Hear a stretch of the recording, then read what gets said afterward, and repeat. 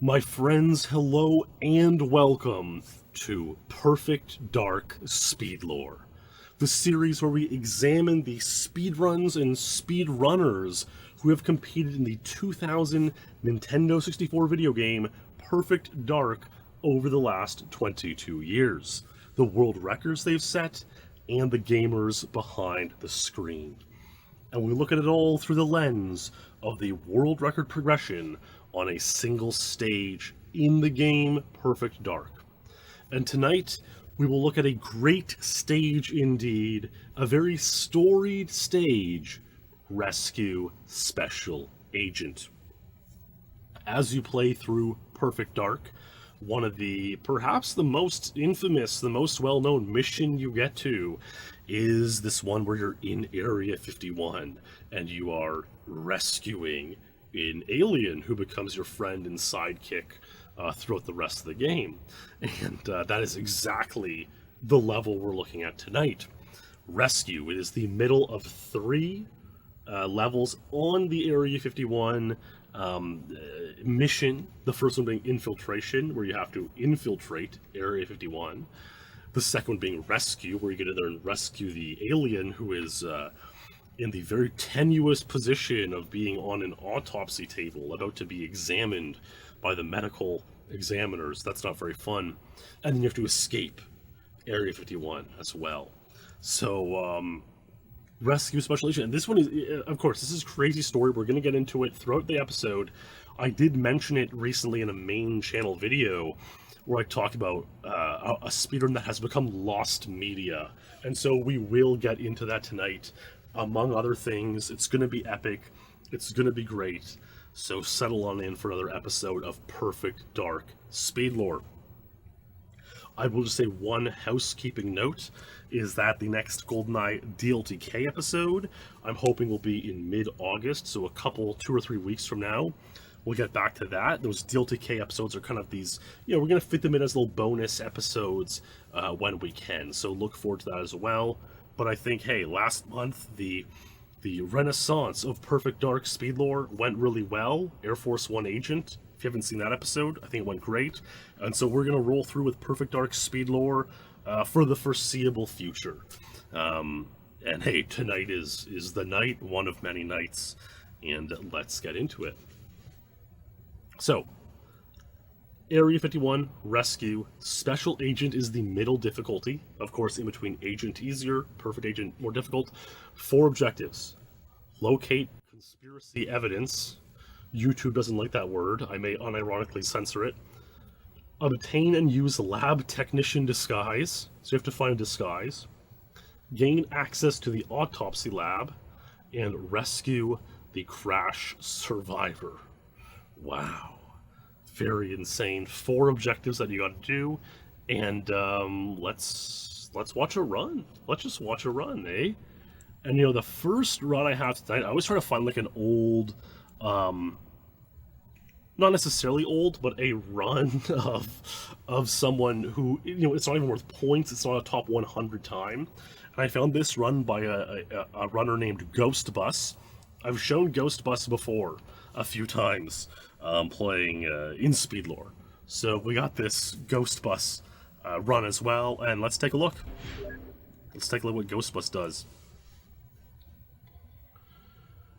Pay attention to the opening cutscene here, because it builds the story. The problem you have is that there is no way to sneak into the research section. The only way in available to you is a weak section of wall I've marked in the room beyond the stores. It can be destroyed with explosives. Doesn't sound like a problem to me. Where are these explosives? In that crate. Cute. So, Jonathan, who's your kind of undercover friend agent, tells you that these explosives are in a crate. You're supposed to press B to hold the crate and bring it with you all the way to that weak point in the wall that he mentions. But as we'll find out, that isn't necessary. This could sort of be considered a skip, but this is like so early known about, so primitive, so basic, that it's not even like a speedrun development to know about this skip, this other way to get through the weak point in the wall. As we can see, all the weapons in Perfect Dark have 2 modes, and the second mode of the Dragon, which all the guards have, is a proximity explosive. So it's proximity self-destruct, so you just throw it, and then you shoot it, it blows up, it blows the hole in the wall, and you do not need to carry the box with you. It would be an inconvenience to carry the box the whole way. It would be fun, and actually, I don't know if some of the earlier records may carry the box, but I'm kind of doubting it. You know, we're going to see some really early records here, but I just doubt that any of them carry the box. So in here, you're looking for this gentleman with his disguise. So unfortunately, he's a scientist. He's a bit innocent. But you know, he's been dispatched, and now we have it on his scientist clothes. So now many of the guards on the stage think that we are a scientist. No, it's so true, Glover. I would love to see someone speedrun the stage with the carrying the box to explode. Yeah, it is very interesting, Tubi, for sure. Like, that is the intended way to do it, no doubt. And that's interesting, Swattress, that you recall hearing the trick on Game FAQs back in the day. Okay, so here you press B in the cryogenics lab. The evidence in the objective is literally an alien who's being cryogenically frozen. You press B to lift him up out of the, cryo lab, frozen freezer, and you take an X-ray photo, and that's objective 1. And then you use this guys to gain access to this room, and you get a key card from this scientist, which will help you gain access to the autopsy lab. And then you can go to the end and rescue your friend, which he's about to do. And so you see him go like all the way down to this lab. He talks to that guard for like 5 or 10 seconds, accesses that area, and then gets the key, which is needed for, this area it's needed for this area. And you need another key for here. There you go. And he's in. Ghost Bus is in with a time of 2:53, so that's a decent starting point for sure. And yeah, what was the comment up here from Ben Tubi? I know, sorry, the audience often wants me to read the comments as I respond to them, which makes sense if you're just listening in type of thing. So you have to catch back up or whatever. But Tubi says that if you destroy the box early, it says objective 1 failed. And then if you do the dragon method after that, it says objective 1 incomplete. And that is true. I definitely remember seeing that as well. And I'm not sure if can you complete the mission, though, if you do it that way. It says objective 1 incomplete instead of completed. That much I'm actually not sure, and maybe we'll look into that or find that out throughout the night, because that is interesting. I feel like you can beat it even if you destroy that first box. If you use the dragon method and you have objective 1 incomplete. Otherwise, it's kind of like a train GoldenEye scenario where the objective is neither like completed or failed, but by getting to the end, it just considers it complete. So, yeah, kind of crazy and weird. But, hey, cool run by Ghost Bus. Thanks, Ghost Bus. And let's dive into the earliest history of the stage, and it's bizarre. It is bizarre, no doubt. Okay, so we have this web page that Joris dug up for us, and this was called pdark.com/leagues, and this was like the earliest endgamer site. This was like a predecessor to the predecessor to the Elite, and we can see this page was taken on June 20th, 2000. This is like a month after the game came out. And this was just like a rivalry page he made with his online friends, tracking their scores. At the time, this was a very advanced website. This is the year 2000 we're talking about. Like, that's so long ago, especially online. And we can see here, Endgamer, John B, has a time of 6:55 on this stage, and we can see, like, look, we're less than a month from the game's release. I think we're actually before the game was released in Europe. I looked this up just before starting. It's really crazy. Perfect Dark was released May 22nd in North America, June 30th in Europe. So this was before it was even released in Europe. Unbelievable. And we can see like some of the levels haven't even been completed yet. Like no one's beaten Infiltration Perfect Agent. No one's beaten, well, I guess Mumbo, you know, no one's beaten half these Perfect Agent levels yet because no one's got that far, which is pretty amazing to see. So, yeah, crazy stuff. Very cool dig by Joris to find this. And another thing we're going to show is Joris's great post about sort of the early records on the stage. So this is from the forum thread. Has all this stuff, you see. Rescue Special Agent World Record history videos. So we have the Endgamer 655. We have all this stuff that happened down to Radiant EG's 330. We have Snapdragon 243, Sucrem 242, and he says like definitely more records happened in this area, but like we just don't know what they are yet. They haven't been dug up yet, so keep that all in mind. Very interesting stuff, and a huge thanks to Joris as well for helping research this stuff. It's unbelievable. Now the first kind of real run we're gonna watch is this one by Marshmallow. This was September 9th, 2000. That is insane to think about. September 9, 2000. What a time to be alive. And Marshmallow is interesting because he was one of the first guys to have a GoldenEye single segment run. He was this sort of icon in the earliest days of GoldenEye in places like Game FAQs and the early Elite.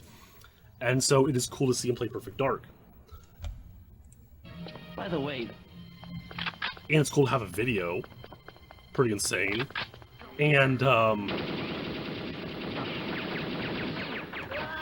this kind of shows that this level, for whatever reason, you know, there are some levels in Perfect Dark that people who kind of mostly play GoldenEye never play, or rarely play.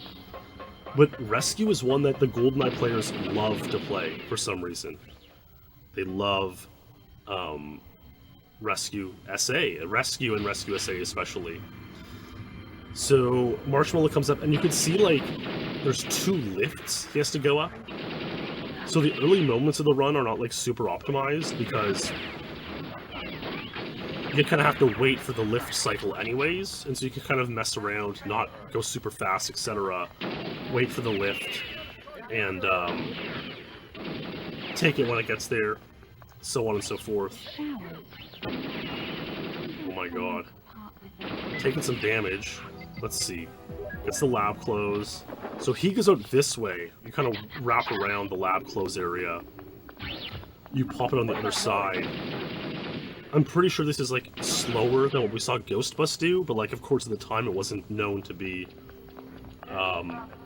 slower like that, you know? So he's gonna go into the cryo lab. Punches that guy, opens this X-ray. I mean, geez, look, what can you see? It's insane.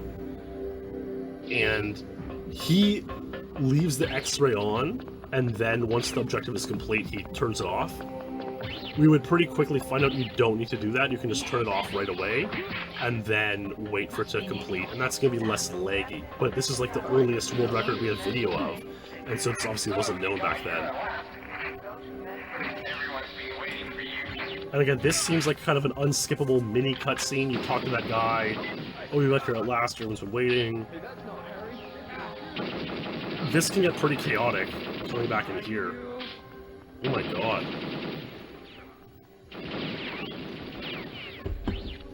Open that.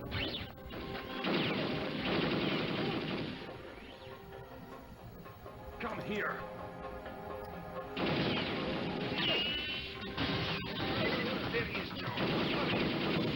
It's really funny that he's in right strafe there, because it's just so jarring. It's like so unnecessary and so jarring that he's in the wrong strafe entering that room. But again, we're in the year 2000, and he probably didn't even know that like strafe changes lose time. You know, this is an early pioneer of the game.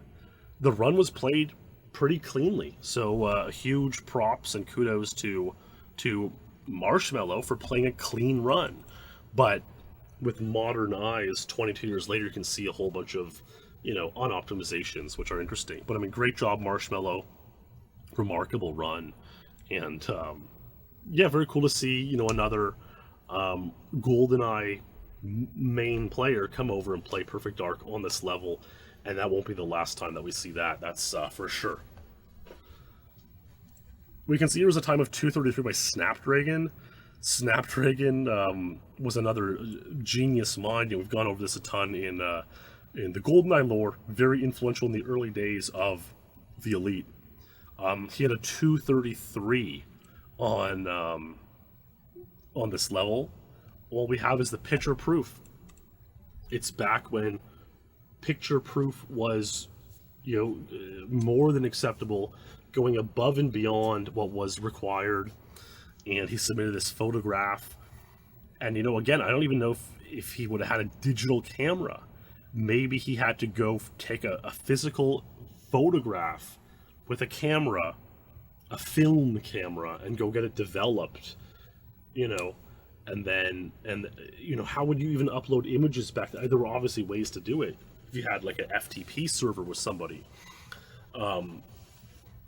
But there's all these complexities back then that we take for granted today. You know, nowadays you literally just snap a picture on your phone, upload it, you know, throw it to the boys on Twitter or whatever, or Discord or whatever it may be. But back then it was a way more complicated process. And so even getting this 2:33 image up was a big deal. So, I mean, and that's what's insane at PooKR.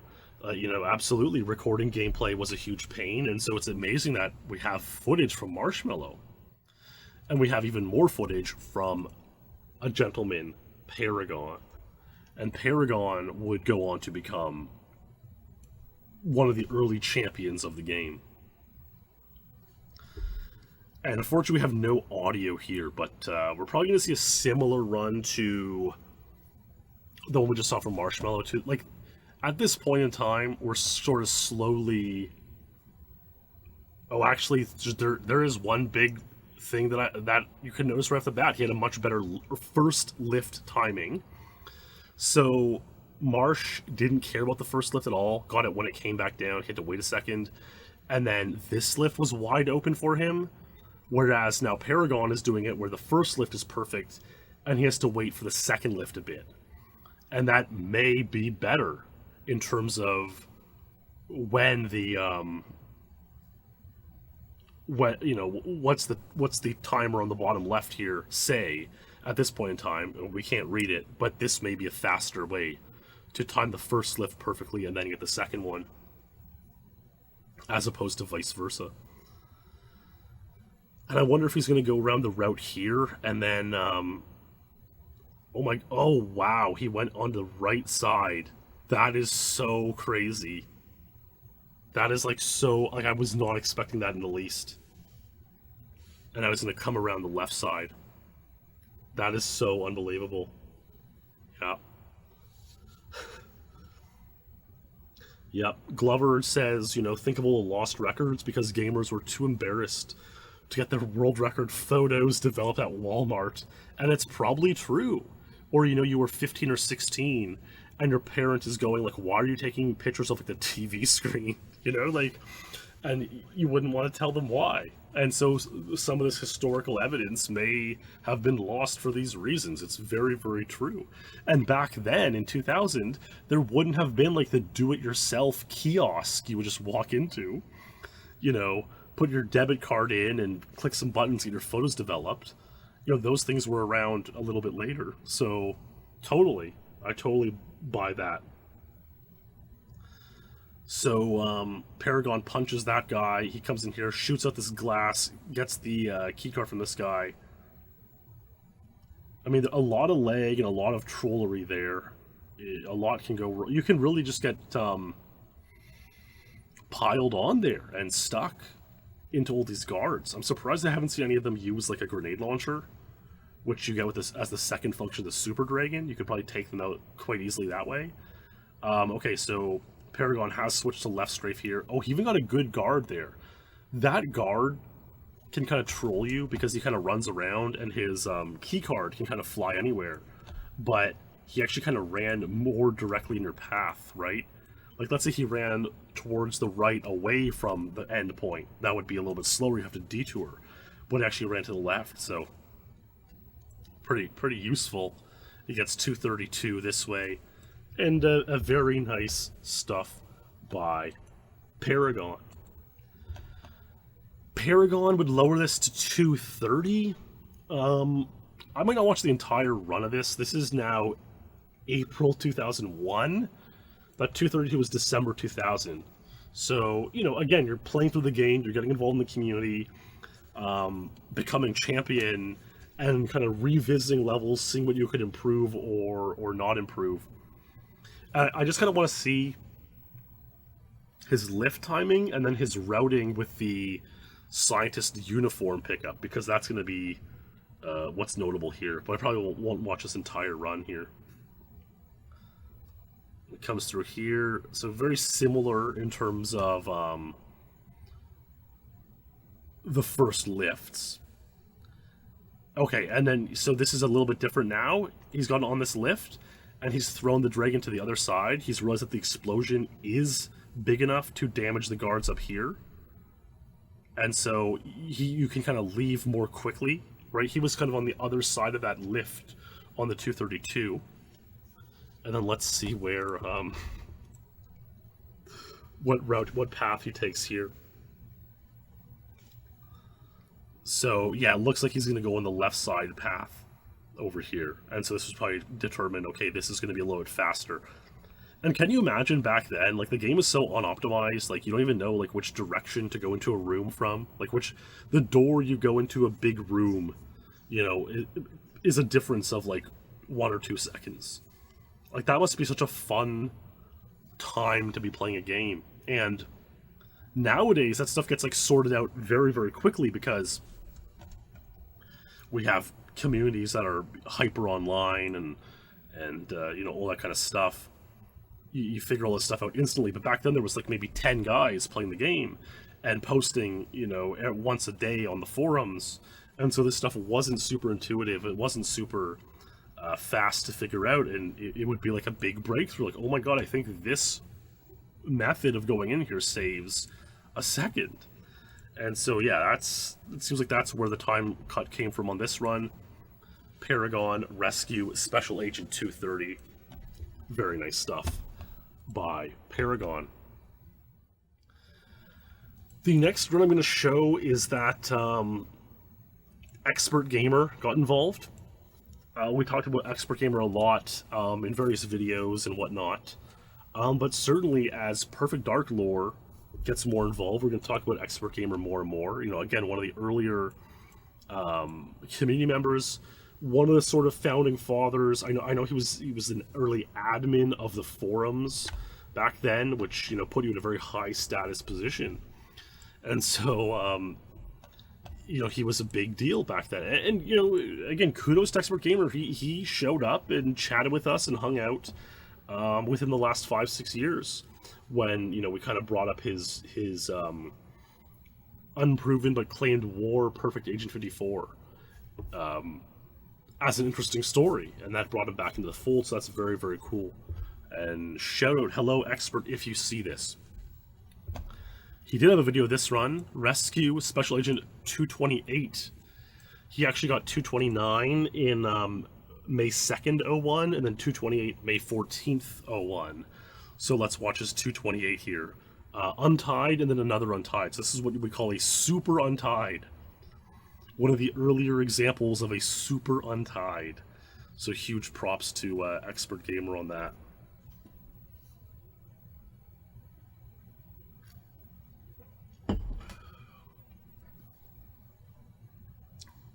Gets the lift here.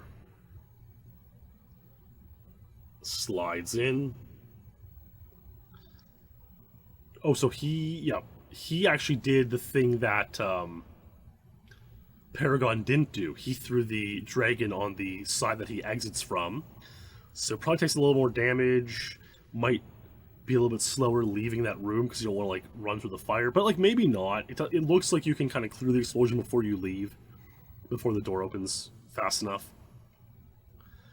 And so 228, I'm just expecting this to be kind of better played, though, I mean, that's probably going to be the case for, you know, many seconds of cuts for the first little bit here. As we dive through, you know, 2004, 2007, we're probably just going to see better and better gameplay. And I mean, you kind of can, like, his strafing is better, very straight lines. And these are things we had to watch for back then, you know? He runs right there, puts the X-ray on. Again, he's like waiting on the screen for objective 1 to complete and then selecting away from the X-ray.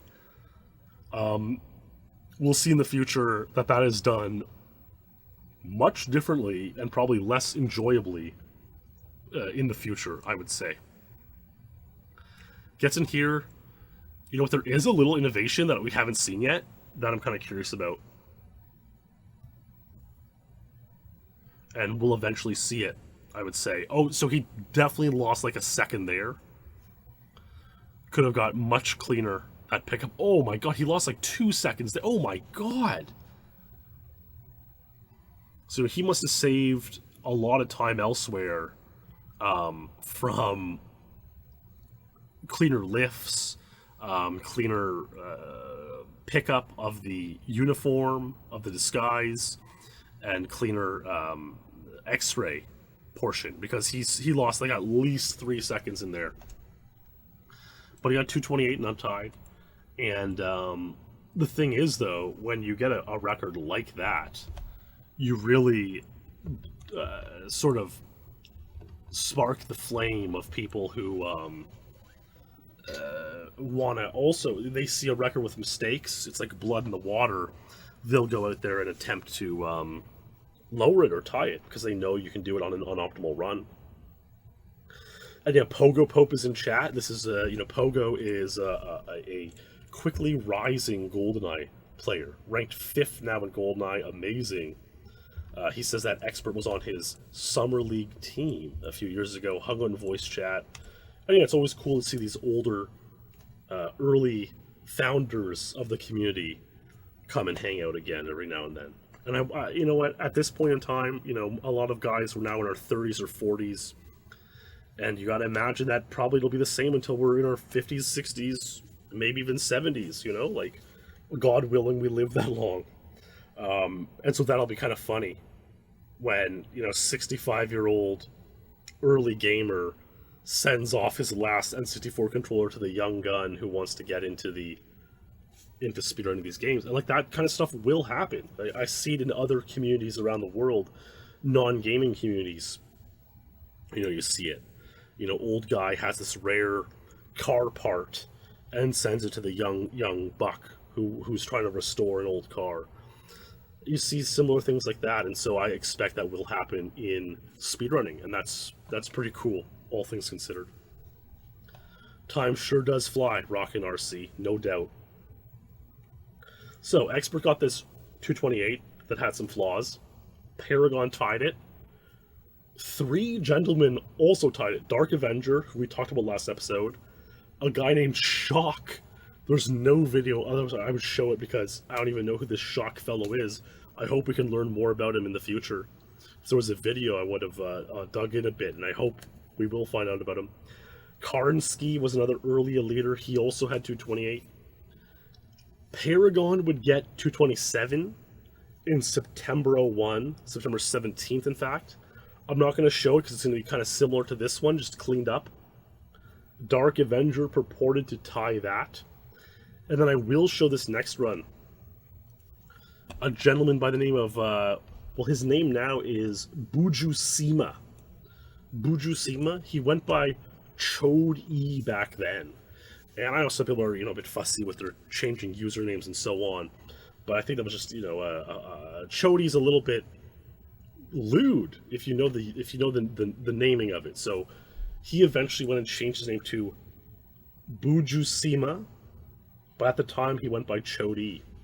And I believe he was a French-Canadian a leader as well. And I believe actually he also is another guy who has popped his head in, relatively recently. So that's cool. And he would get a pretty decent cut on this stage. And I'm gonna watch that video now. But I'm just gonna click on his profile out here if I can find him on the rankings. Buju. Oh, there we go. Let's see. Did he post a time? So he posted a few times in 2020, which is kind of cool. So good for him. Wow, this is actually cool, huh? I might circle back to this at the end of the episode. But yeah, Chody got this run. Let's take a look. Oh, when I didn't hear audio at first, I half expected to hear like a Linkin Park song. A lot of early Perfect Dark runs had Linkin Park in them. Well, he's watching a lot of cinema here. This is interesting. This is way more cinema than I was thinking.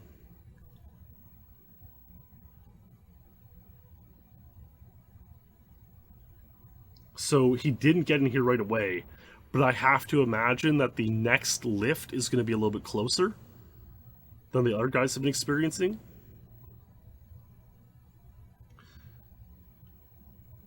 Man, it wasn't even really. I mean, it was. And so obviously we're in February 2002. The sort of timing of these first lifts is still not like fully fleshed out yet, which I find interesting. Cracks open the hole. You know, the quote unquote hole is a good point of seeing your pace with the on-screen timer. We can't really see it here, but in the future will be. You know, what was your hole time? What was your time at the hole?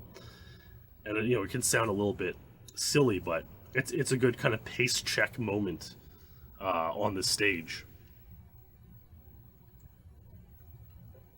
Really good strafing. He's right up against the wall, which I have to imagine is a little bit less leggy. So he has on the X-ray.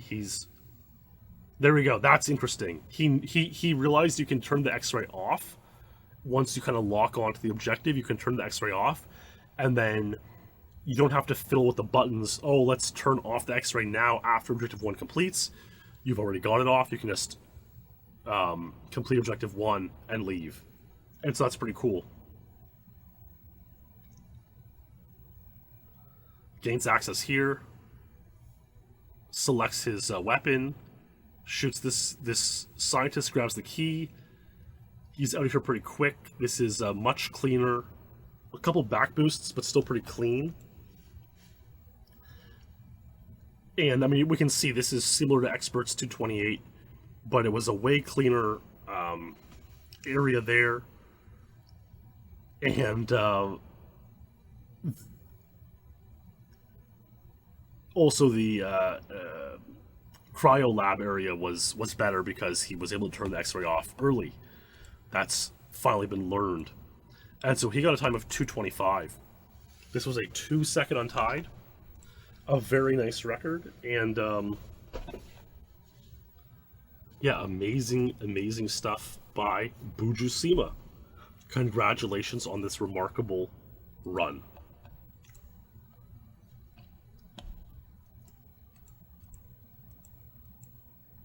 Yeah, you see over here, this is kind of the main new thing, is that the alien comes up. You can turn the X-ray off once you've started. Once it says like scanner target acquired, you can turn off the X-ray. And now, as soon as Objective 1 comes up, he leaves, and he gets even a sense of like the timing, right? Because you know you learn the timing of these things.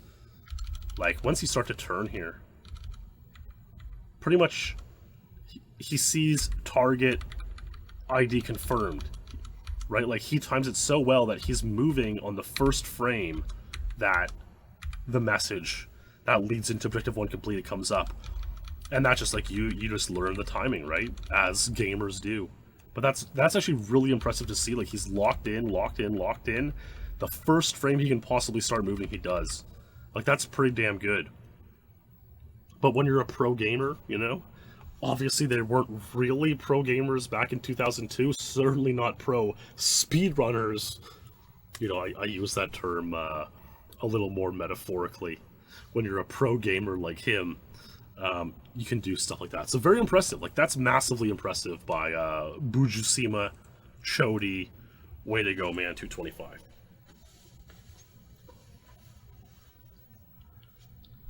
$225 would last 5 months, and then it would never see anyone tie it, purportedly. And now we're going to get into an era where things get so messy on the rankings, it's unbelievable. On July 18th, 2002, Discombobulator Randy B, not to be confused with Randy C, made 2 threads.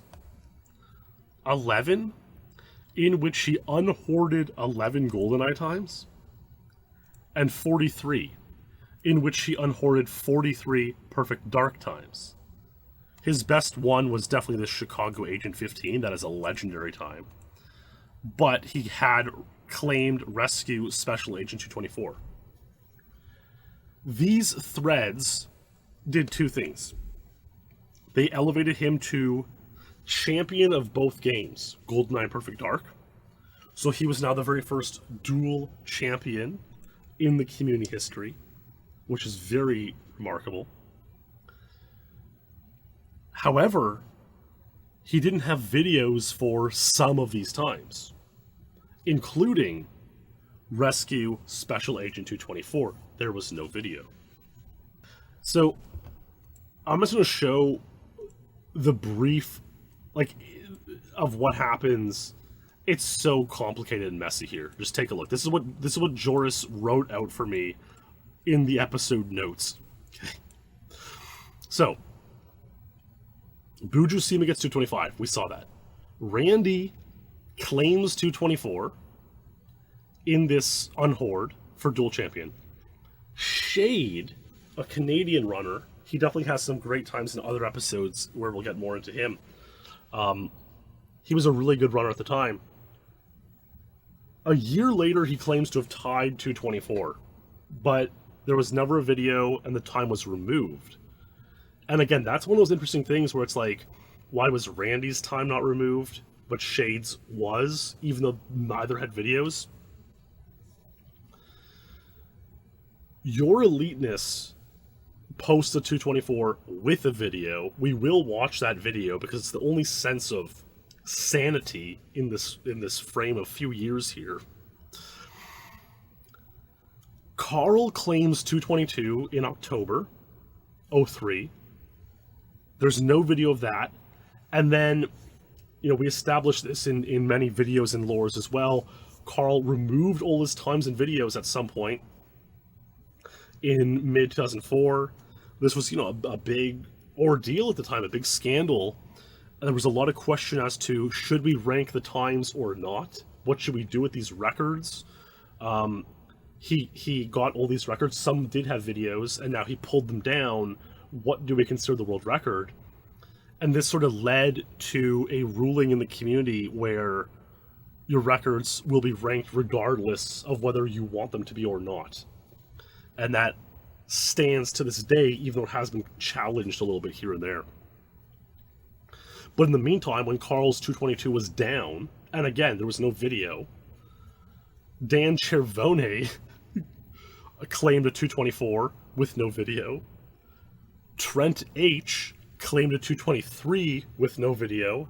Again, these are GoldenEye players. So this shows again the sort of crossover we see in this level specifically. Your Eliteness claimed a 222 with no video. Trent had a 222 with a video. And then finally, Your Eliteness settled it all back down with a 220 with a video. But as one last wrinkle in this whole cycle, he got it on the same day that Trent posted his 222 as a tied record, and so we don't know for sure if Trent's 222 was ever actually the record, or if Your Eliteness got the 220 first. So massively, massively complicated history. A lot to untangle there. I saw it, I was like, oh my god, this is so unbelievable. But I'm going to show some of these runs. Here's a screenshot of like the old rankings. Look at the website. Wow, it's insane. The old rankings when the 224 was on the rankings. Carl had claimed 222, but it was removed. And so Your Eliteness, Discombobulator, that's Randy B, and Chervone had the 224 claimed. A lot of madness, a lot of chaos. It's so insane. It's so strange. But let's settle it all down here. Your Eliteness, 224, September 19, 2003. This is such a classic aesthetic of an old video in Perfect Dark. When I remember seeing the first Perfect Dark speedruns, I remember them looking like this. We're going to dedicate this to a SpeedLore champion, 4-Day Bender.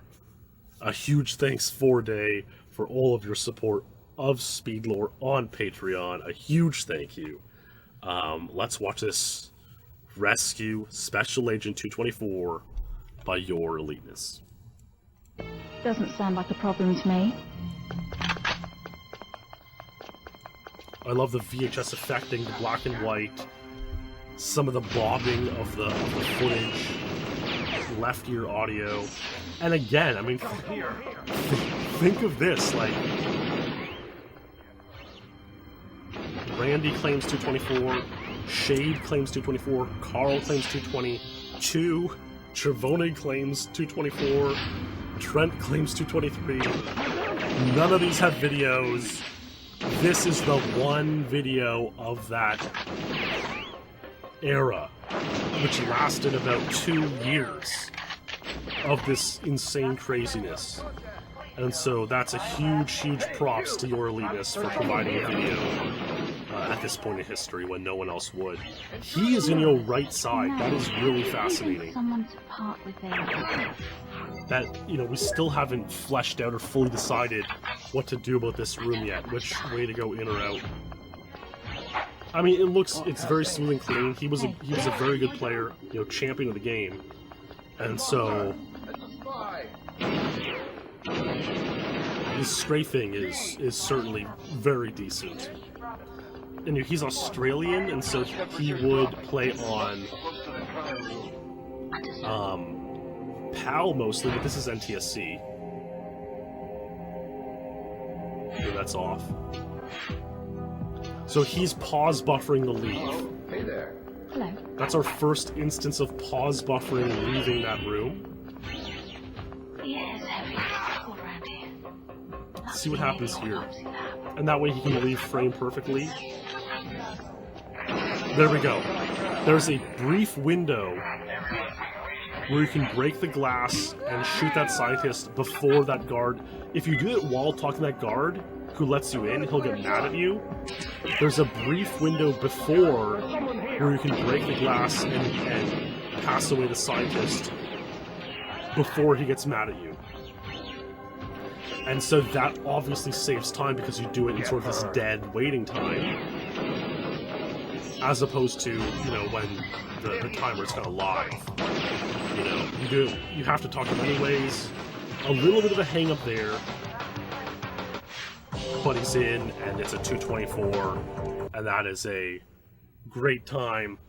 It was never claimed to be the untied world record, but it had a video of 224 when no one else did, and so it was certainly the proven untied world record, and a historic mark amidst an array of chaos that was Rescue Special Agent between 2002 and 2004. Great stuff by Your Eliteness. Yeah, here we can see the post from Shade in the world record topic here, where he posts his Rescue SA 224. There it is. We can see Dg was his username, Rescue SA 224, and we got a lot of ancient records that are pretty fascinating here. But I'm just going to go through sort of these chaotic, unproven pages. We got Rescue SA 222 by Carl. Again, untied when set. No video, unfortunately. Trent claimed a 223, which would have been the proven record, but he didn't prove it. And then he did get this 222 and had a video, and thus this was the fastest proven time that day. But Your Eliteness got to 220 on the same day, and the ordering of which time was set first is still uncertain. Okay, so why I say pass away instead of kill calm, it started as one of those things, it's almost more of a joke or a meme at this point, but certainly in late 2017, when YouTube was first demonetizing channels and stuff and videos, it was when you were first kind of exposed to the whole, you would upload a video and then it would give you the yellow demonetization logo.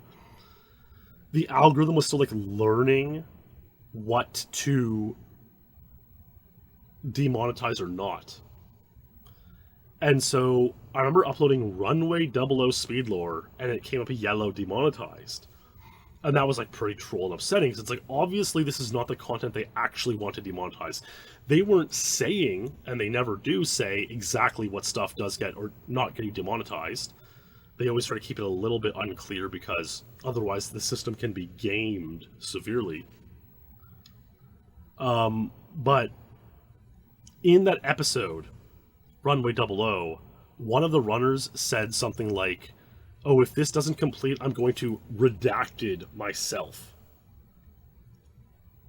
The episode was 2 hours long, but like looking back now, I think that was why it got demonetized. That statement from Graviton on one of his Runway 00 agent runs. And so I thought, wow, that redacted word obviously was kill. Now in the context of a video game, that should be a fine word to say. That's not what YouTube is going for. Obviously, they would demonetize content about that in real life, not Minecraft, right? Or video games. But like, I didn't know at the time. You're kind of trying to figure out how the algorithm works and all that kind of stuff, what it's picking up on. And so instead of anytime kill would come up, I would say pass away. And at this point, it's kind of become a meme. So I kind of stuck with pass away, And it's been like that ever since. Now we're going on 5 years of passing away in video games. As we see Trent zoom into his 222. This again is Trent H. He went by Tree, aka Hot Dog, in Perfect Dark. Yeah. He is, known throughout the history of GoldenEye Perfect Dark. Again, he had some Perfect Dark Untieds, some GoldenEye Untieds. Definitely a little bit of a troll character. He, I don't want to get too much into Myers-Briggs personality type, but Trent was definitely either an INTP or an ENTP. Very creative, very innovative, discovered a lot of new strategies, but was also super troll. And so does that sound like anyone you know? I'll leave it at that. And so him and I would butt heads here and there, but that's kind of like the mirror match will do that to you. Sometimes if someone has a very similar personality to you, you end up butting heads a lot. And so, but yeah, Trent, funny all these years later, and this is again another example of a GoldenEye player getting a good Perfect Dark time, which he did with his 222. And a huge thanks for that run, for being the one that got us to discuss the whole pass away lore. So we got a mini pass away lore in this episode. Which is pretty cool. Here is, so Your Eliteness got 222, but didn't post a video. November 21st at 3:52 a.m. So that would have been like 7 or 8 p.m. Australian time. That night at 9 p.m., Trent gets 222 and posts a video. But then Your Eliteness posts a 220 and says, yesterday. And so it's kind of like, was Trent's 222 ever the record? And that's hard to know, and I guess we will never know. Here's Trent's page for the 222, and here is Your Eliteness' page for the 220. And so finally we've wrapped up that mess of records here and there, and we're going to watch Your Eliteness' 220. Get her. Doesn't sound like a problem to me. Get her. Hey, you!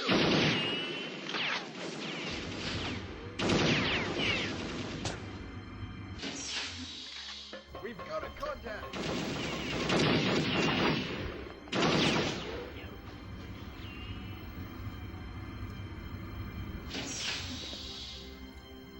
It's kind of hard to gauge how good the lifts are. Oh, he's not even doing exposure. That's really interesting. Oh, he didn't have it dragging yet. That's why. That's crazy. Yet again, it doesn't matter too much, Supreme, because you're waiting for the lift. So you're not like losing real time. You're kind of locked in by the lift speed. But that did look like the lift was less far up than other runs we've seen on this run, so probably a good start. I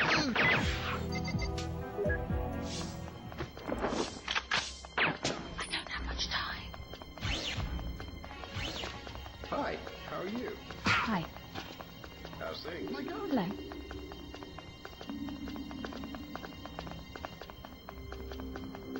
Nurse Robinson. Report final analysis.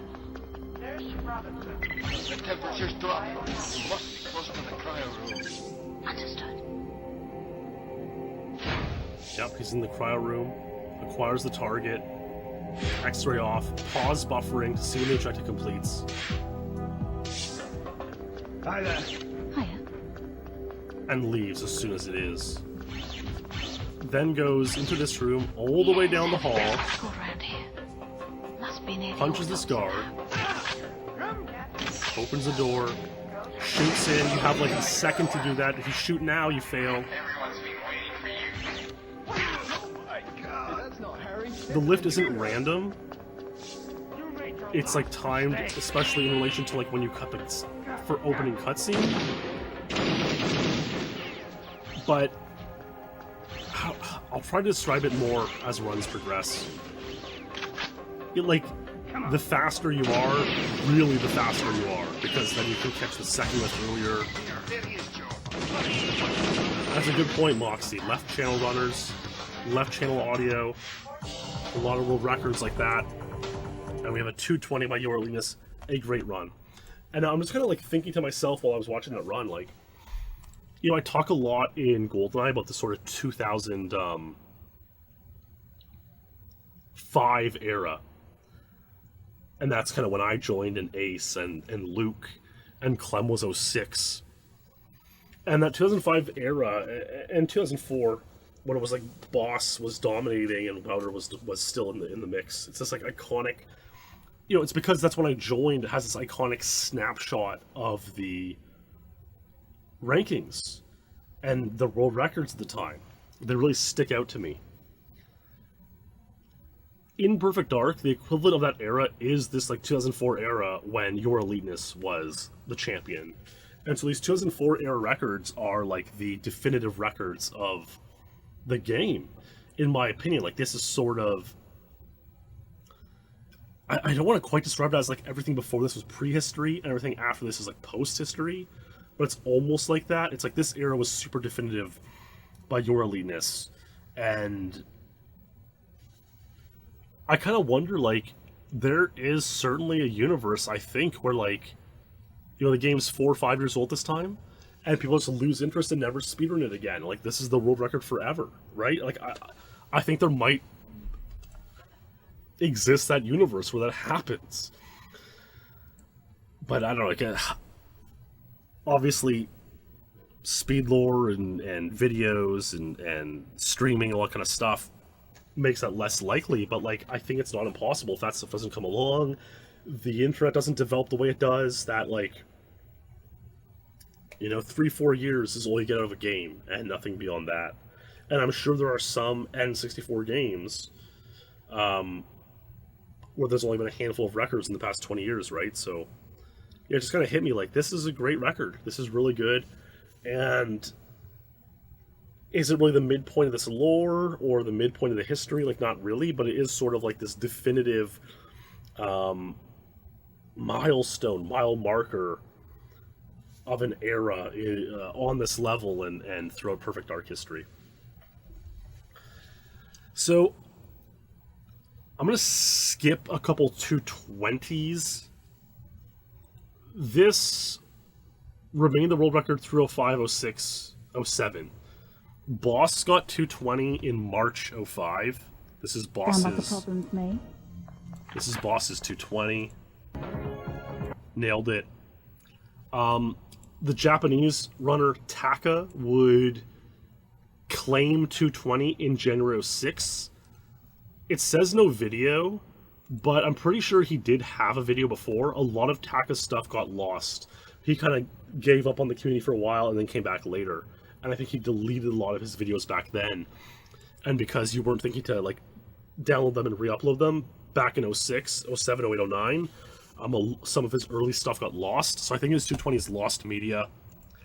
Ace would also get 220 in September 07. This is Ace's 220. Nothing new, nothing in... Well, the thing with Ace's 220 is this. This is the catch, right? Ace was 12 years old at the time. And so he obviously didn't have access or ability to like go get a bunch of new equipment very easily. But he was showing a lot of promise in the game for 2 years at this point. But because he was playing PAL and didn't have a way to get NTSC, he was a little bit hampered by that. In GoldenEye, PAL is a little bit slower on most levels. It's fine for a beginner, but when you're showing a lot of promise, showing world record potential, you want every edge you can get. And so NTSC is less laggy and just a little bit faster on most levels. And in Perfect Dark, that's even more drastic. PAL is like really quite significantly slow in Perfect Dark on most levels. Not all, but most. And so we get this 220 on PAL, and if we skip back to Your Linus's 220 and 224, like Your Linus's 224 was in black and white because this is an early NTSC capture of a guy in a PAL region, you know? And that's hard to do, but because Your Linus is such a brilliant tech mind, you know, he made the whole rankings, which is... It's an off joke to say almost a Temple OS tier achievement, almost. I mean, making the rankings is incredibly impressive. Amazing stuff from YE. Insane to do. This guy knows his stuff. That's how he was able to capture NTSC in a PAL region back in 2003. Obviously, by the time he got 220, which was NTSC, he was able to get like an even cleaner capture on NTSC in a PAL region. But Ace just had PAL. He had no way of capturing NTSC at all. But my friends, would this change if and when Ace were to get NTSC? Is such a thing possible? We can see here on the rankings, September 30th, 07, we have the 220 on Rescue Special Agent, tied by these four gentlemen. Ace is also tied to release on Perfect Agent. Agent is interesting, because we haven't mentioned this D-Man yet, and we'll talk about him at a later episode for sure. Certainly Crash Site Perfect Agent, we can see as the Untied there, but not to get too sidetracked. What would happen next? We can see here's Taka's Rescue Special Agent 220. No video. Well, what happened next was, in fall of 2007, two Dutch speedrunners who were Perfect Dark players themselves, Karathorn and Red Bull, and of course, followers of my content will know Karathorn. He's produced the music tracks I use in my videos. Karathorn and Red Bull, won a couple $100 playing online poker. Again, 07, this was the era of online poker. It's almost hard to believe. I'm sure there are people out there who play it now still. But back then it was like its heyday, 05, 06, 07. So Kara and Red Bull won a couple $100 playing online poker. They said, you know what?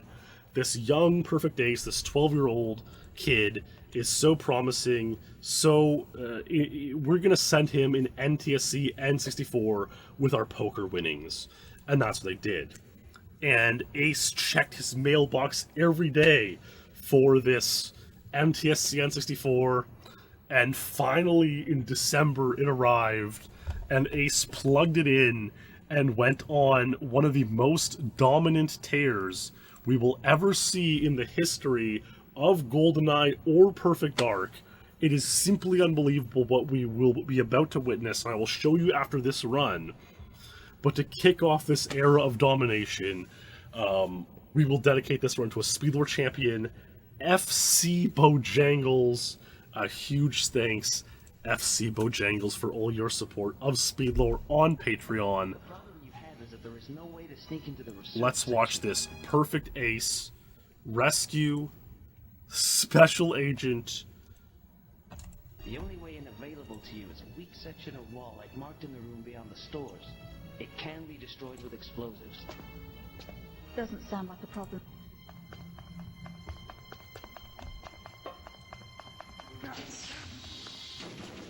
Look at that. He just squeezes through the crack barely, so well timed.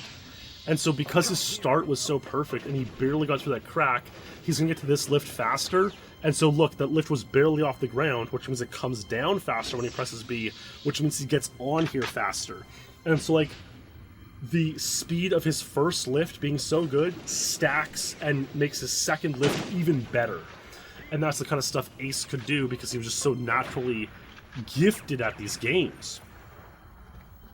Dr. Francis.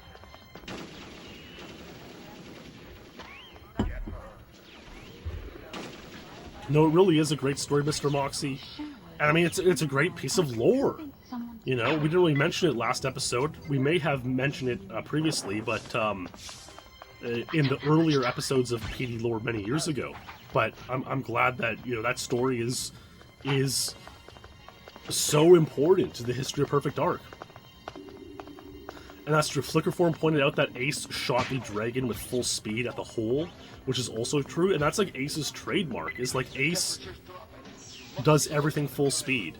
He's probably streaming Pelagic 2 right now at full speed, shooting every guard, and most top 10 players don't even do that on that level, And this is 15 years later of Ace just dominating these games. A little bit, I think, of a missed B press there because a guard got in the way, slightly. And we'll see, I think just the full speed everywhere is going to help a lot.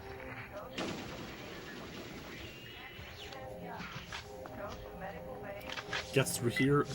That key can fall kind of anywhere in that room. It was actually pretty close to him there, so it's like a good lucky key drop. And that's not like a huge deal, but it's not a small deal either. Like, you want to get the scientist could fling the key on the other side of the room. And so you want the key to be close enough to you, and it was there. It was a very decent key drop. It is almost like a miniature version of the flight recorder on statue, you're right, Tyrannicide. And there's 219. That was one of Ace's first runs of this domination when he got the NTSC N64. Yeah, was it that insane, Blur Flicker? And so you might have seen this earlier, but if you get tranquilized on this stage, the level becomes super blurry, and so that's what happened. Yeah, I guess it was pretty significant, actually. It obviously makes it a lot more difficult to do. Shoots the guy, and again, I think that was the first time we saw a grenade launcher there. with the final key card. So, if we look at the world record, actually first I'll just show the dragon shot as well that Flickerform pointed out. So he leaves the second lift and throws the dragon and like in full speed, probably C up, not like C up and right, but C up certainly, maybe C up and right. He shoots the dragon, blows it up. A lot of people kind of stopped and like aimed for a second to blow that up. Ace does it at full speed. It's amazing. You know, Dash of Ash in chat asks, why is Ace so good? And it's a great question. It's like, some people are just insanely good at what they do. You see in every sport, there's oftentimes one player who's just that much better than everyone else, right? You know, why was Michael Jordan so good? Why was Tiger Woods so good? You know, sometimes they just are. Like, you can't explain it. You can explain the little things that make them so good. And in this case, it's Ace keeping full speed everywhere, right? But why they can do it while others can't, it's almost impossible to know. Here are the records that were set in 2007 on Perfect Dark. So 2007 started like a relatively normal year with like Eurolinas. Taka was getting great records, and then Ace got a bunch of stuff on PAL. Oh, this is PAL, and then this record here, Rescue Special Agent 219, kick-started his run on NTSC. He got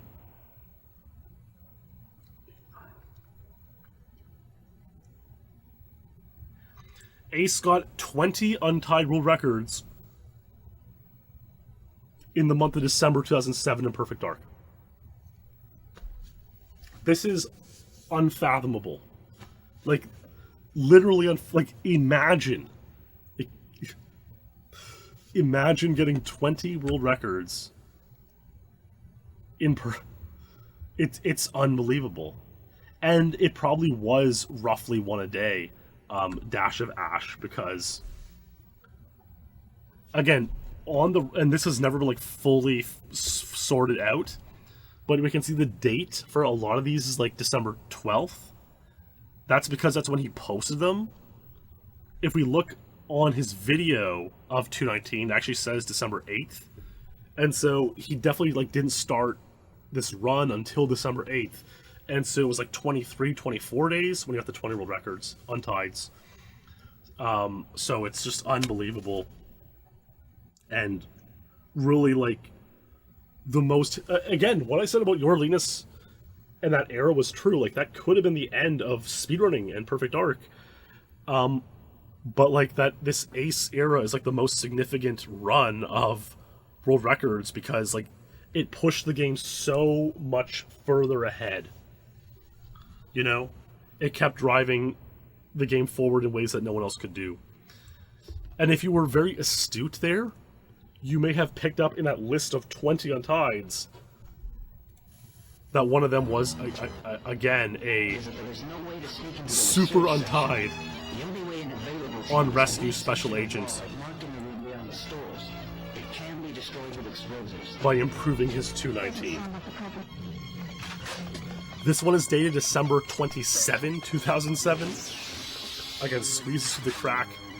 Now, I do have a question, and if Ace is still watching in a different tab, I would love him to message chat about why this is. But why did his video quality degrade between that 219 and this run? It's possible he had a capture card that worked for like a day or two on NTSC, and then like it couldn't handle the file conversion, the video conversion after that. It worked for like a couple days, and then he was using some other capture card, and it didn't go as well. That's my best guess. But if Ace is around and hearing this, I would love to hear why this was.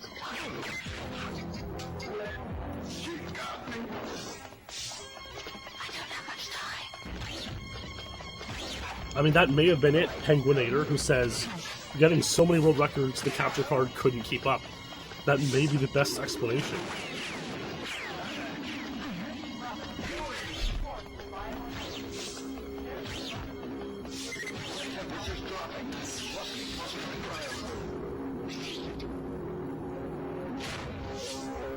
Like, I agree, Ben Tooby, this quality is very iconic, no doubt.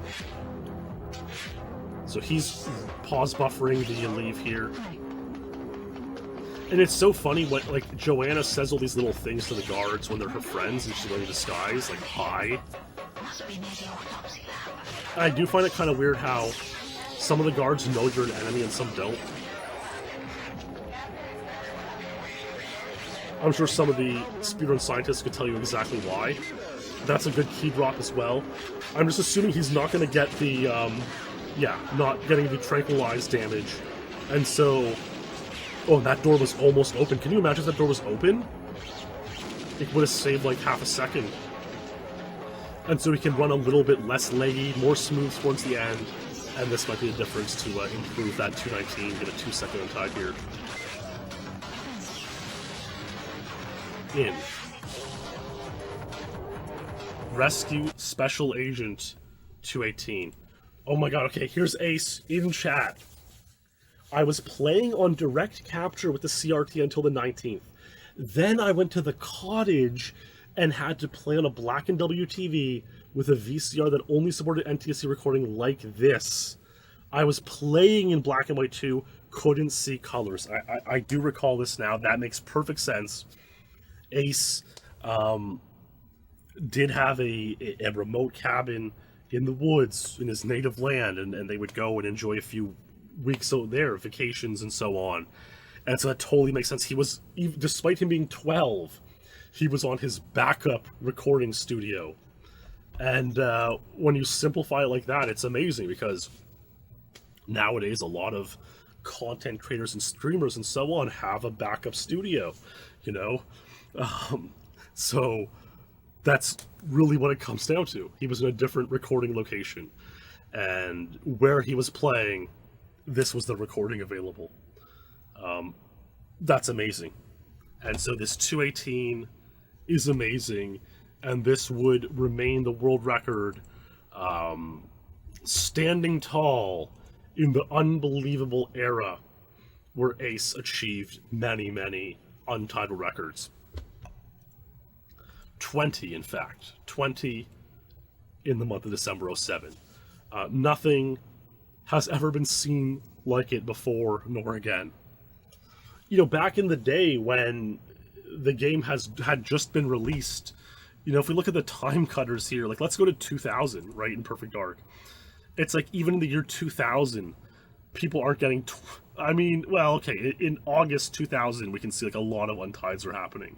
But the game was brand new, you know? And it wasn't just one man's domination. It was the collective domination of everybody. I mean, this is really funny to see, like, 2000 total time game this year. We have an hour 26 minutes being cut off from the total time. But again, the game was brand new. Like, here's Randy B getting 5 straight untides in March 01, right? Expert Gamer with 4 straight untides in April and May 01. Paragon with 5 straight untides. Sukram with 6 on one level. That'll be a great lore when that comes about. And so, like, yeah, guys were getting 5 and 6 straight untides in this era, early in the game's history. Okay, here's Carl with like 10 in 2002.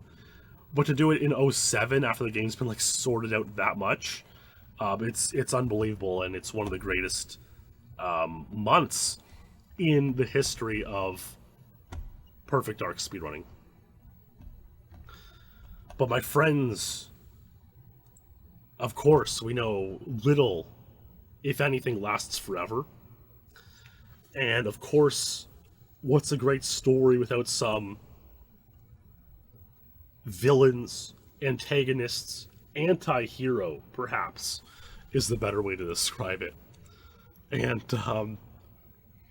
sometimes he can be the hero of other episodes, no doubt. But in this episode, he is kind of that anti-hero, right? He's kind of that, well, we'll find out later. Only a year later, December 2008. None other than True Faith would come along and play Rescue Special Agent. Again, like I said earlier, this was a level that a lot of GoldenEye players were attracted to because it's a lot of strafing, like GoldenEye. Not too many complex objectives. The lifts are different than anything you see in GoldenEye, but like other than that, it's a lot. It's similar to GoldenEye, but just different enough to make it novel. And so True Faith had a great run at GoldenEye. I'm like pretty sure he had become champion at this point.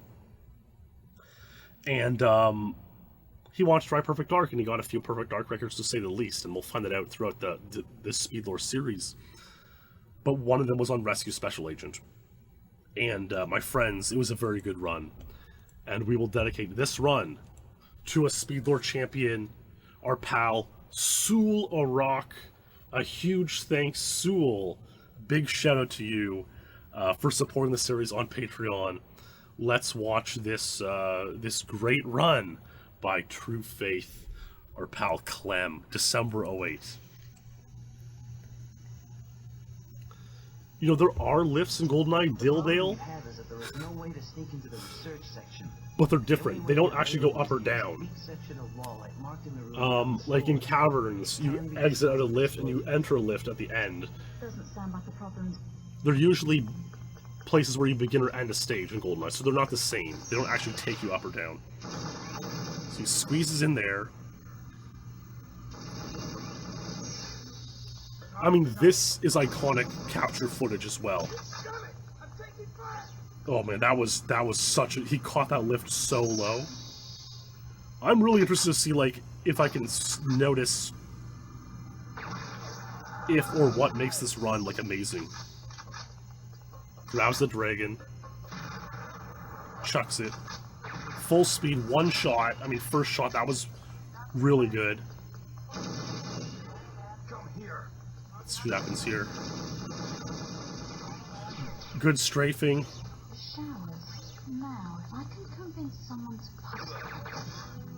Oh, he got a kind of unlucky lab clothes drop. I mean, it didn't cost him, like, more than a tenth or two, but it kind of flung away from him.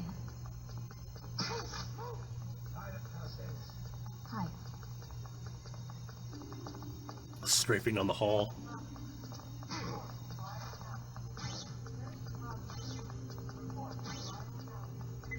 Open the door.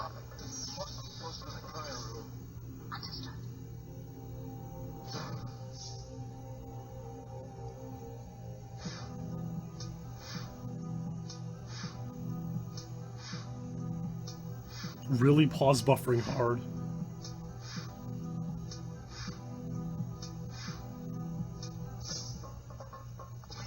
Hey, what's up? The guard's small talk, amazing.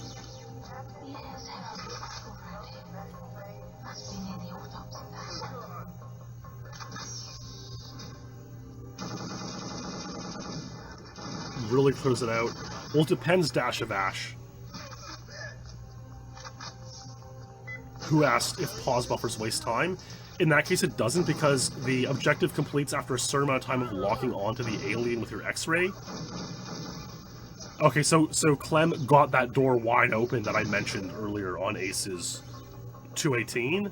So that door was wide open, which may have saved a second. Great shot there. Great key drop. What's it gonna be, baby?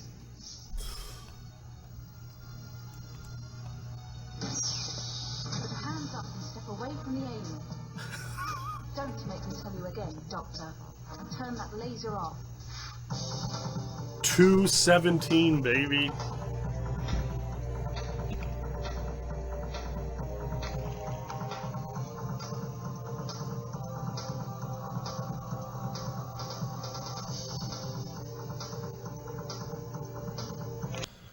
Man, that's insane and impressive, I gotta say, that 217. Great run by Clem there. True Faith. Yeah, so at this point, it's like, okay, you lock in, and now there's a certain amount of time that has to pass while you're locked in. And so pause buffering here is not going to lose any time, because that time the objective isn't complete until that time passes. So you could pause every frame here for 3, 4, 5 seconds. And that may be what players eventually do to make sure they get perfect. But yeah, I gotta imagine this run was similar to Ace's 218, but with great keycard drops and everything. But this door was wide open, which saves like a full second. Simply, like, in a way, it's good luck. Like, that doesn't happen every run, but in another way, he has to take advantage of it. He has to seize the day on it. And he sure seized the day. And this would remain the record, 217, December 08.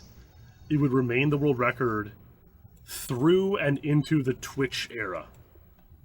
A very, very long-standing world record. I'm actually going to look up the longest-standing records, because I wonder if this is even on that list. No, it's not like an old timer, I guess. Let's see. Huh. I guess, yeah, I mean, I guess when you're competing with stuff like, Defection Agent 6, it's not going to be on the list of, like, longest ever records, but it's a really, really good record. It would, in fact, be 4 years until someone tied it. Who would tie it? Our pal Takahiro Taka. Destroyed with explosives. Our Japanese speedrunner. He was very, very good at the game. And in October 2012, he came back and played this run. And I mean, again, like, there were Taka and Cedric were the pair of Japanese runners who were really, really good. And I mean, the guy's still ranked 13th place, despite not being super active in the past 5 or 10 years, So it's very impressive. He came back in the past 2 years and set some new times, but 2012 is his kind of last blast of playing when he was really going hard, And in fact, this run, if you look at his times page, it's kind of cool, because this is actually the last time he got before taking a hiatus for about 8 years. So that's pretty cool. Hey there. Hello. Hi. How's things? Hi.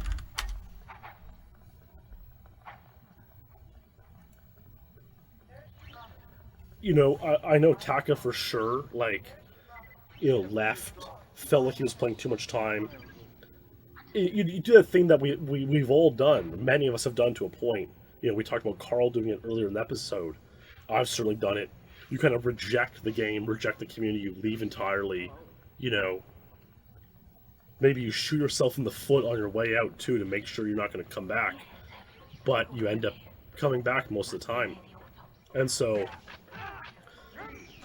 Taka, this was the last record he set before he had that departure.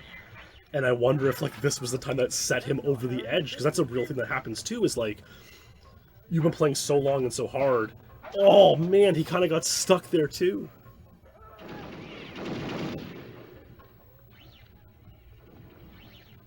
And he didn't even get the door open. That's so impressive, man. Like, he definitely could have got 216.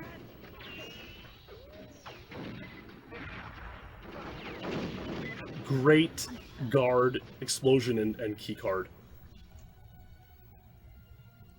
This almost could have been 216 for sure. Put your hands up and step away from the alien. Don't make me I mean, kill you again. yeah, to be this one... Turn that laser off. Okay, well, so here's my theory on it, Flicker. So, Tubi basically is wondering in chat if this is a dupe or not. So is this the original run, or did Taka get it later and re-upload it when he came back? I think, and it was uploaded on his channel in March 2020, right? So, I mean, obviously the world was in quite a state at that time. He decided, you know what, now's a good time to come back and speedrun, I guess. Like, literally, that's what he must have decided.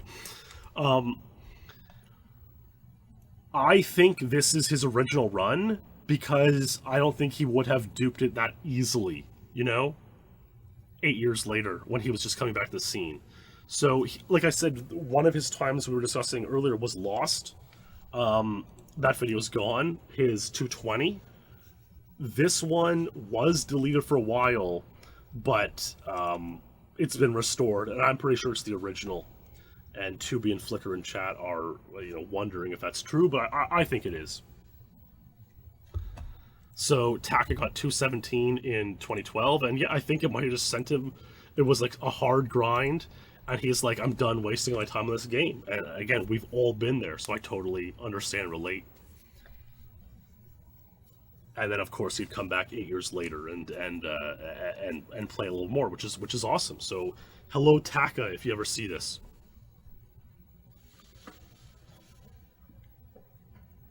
This time too was sort of the development of Twitch live streaming. You know, of course, I always pay homage to Siglemic's 120-star Mario runs in August 2012 as kind of that key point, ushering us into the streaming area, the Twitch era, which we are streaming on right now, believe it or not. And so players came back and started to stream their runs. One person who would do exactly this was Perfect Ace. Now, here's what's kind of funny. You know, at this point, we still have a good number of runs to watch. I don't think it's that necessary to watch, like, there is no way to sneak into the in research Ace, section. The only way in available to you is a weak section of wall like marked in the 217 tied world record. It can be destroyed with explosives. Doesn't sound like a problem.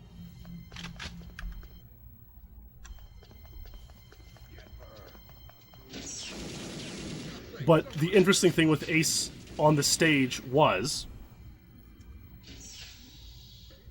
he got 217, or at least, you know, a lot of interesting things with Ace on the stage. But at this point in time, he got 217. The time on the rankings, the video on the rankings was a dupe, which is this run, the duped 217. And we couldn't figure out for a while until leading up to this episode why the dupe was on the rankings, not the original, but the original's highlighted on his Twitch channel, and it's because back in 2013 there wasn't even, like, there was the rankings, you had to link a video, or you could link a video, but you were allowed to link to Twitch highlights back then. We didn't know how unreliable Twitch highlights would be. Right, like we've lost a lot of Twitch highlights. Lockwood's Silo 102 is a famous example of that. And I have some lost Twitch highlights as well. So you were allowed to link on the rankings to a Twitch highlight. He linked his original there and had a dupe on YouTube, but didn't put his original on YouTube till like much later. And so just kind of a silly little strange quirk about his 217s. And why there was this whole kind of, situation around his, why was his original not on YouTube? And what we've solved the mystery there. Must be near the autopsy lab. Just gonna zoom ahead. I'm gonna see if he gets the open door here. Decent key card there. Very clean run through there, that's for sure. No open door. Okay. And I think a fair question to ask is, like, why did Ace dupe this time? Here's his original. It wasn't uploaded till much later. Oh, I love the tinny capture sound, too. I remember this from his, like, early Control runs. It was really noticeable and insane. So his original 217, he gets... Oh, that was not good. That was a lot of stuckage. The door was open, but a lot of stuckage there. That's not pleasant. And so we can see that throughout the year, Ace is actually playing quite hard for Rescue 217. 216, rather. This is he got a 216, 0.95 that rounded up. Was very tilting. It was an average start, first half, but but awesome ending. That's really, you know, promising. He had this another 217, his 5th, 6th, 7th 217, amazing. He's grinding his 8th 217, absolutely insane run to the ending, high 35 hole, 123 X-ray, terrible end, mid 217. Will he succeeding at 216? It's actually kind of interesting because like there was this strategy up here that I'm like, oh, try this Carathorn strategy, but the video's gone. And Ace says it doesn't work. There was some, I think it was a cinema timing thing actually, but Ace said it was no faster. Would Ace get the 216? Well, I mean, I think it's not a surprise at this point in time to say, yes, he would. He's perfect Ace. You know, the best perfect Dark player that ever was. And it would take him all the way until August. He tied 217 in February. He played on and off for it. It would take him till August 2013 to get the 216, but he would get it, and here's that run.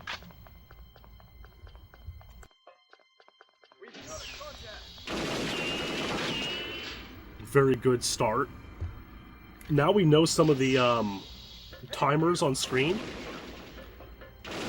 He said 123 X-ray was like really good, and 124 he was able to convert that into a 217 with a perfect ending.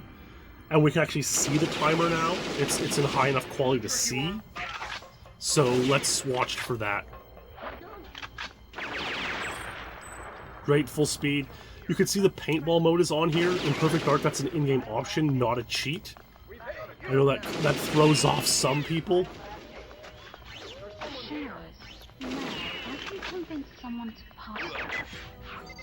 Grabs the lab clothes.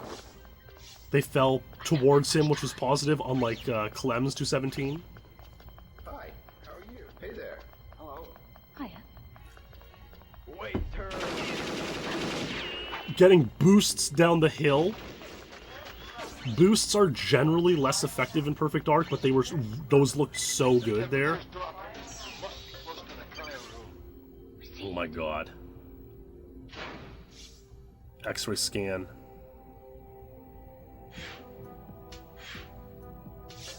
That was like a 123.7 X-ray, which is, he claimed a 123.6 was his best ever on a dupe. So like within a 10th of his best run ever. Those two guards side by side could like throw you off because you're not used to seeing every run. But he realized what was happening and adapted really quick, you know, like a pro. Decent key card. Oh my god, oh my good lord. He made it through, but he took tranquilizer damage. The door's open. I mean, imagine now, like, trying to clutch this out. Come here. Like, you can barely see what's going on. You're on the run of the life, finally putting it together. You need to hit that shot and grab the key card.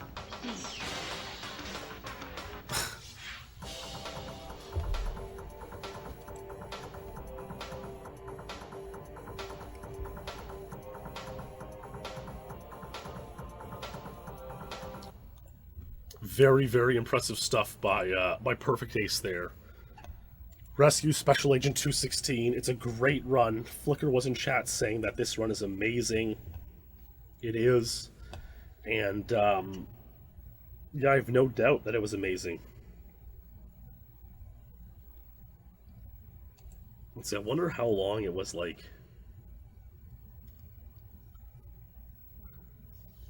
Yeah, pretty good clip.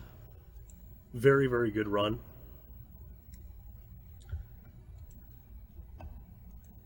Would anyone ever tie this? How would they tie it? What kind of gamer would it take to tie this run? Well, we all know in Perfect Dark and GoldenEye, there are a few players who can get pretty much any time they want if they really buckle down and grind out for it.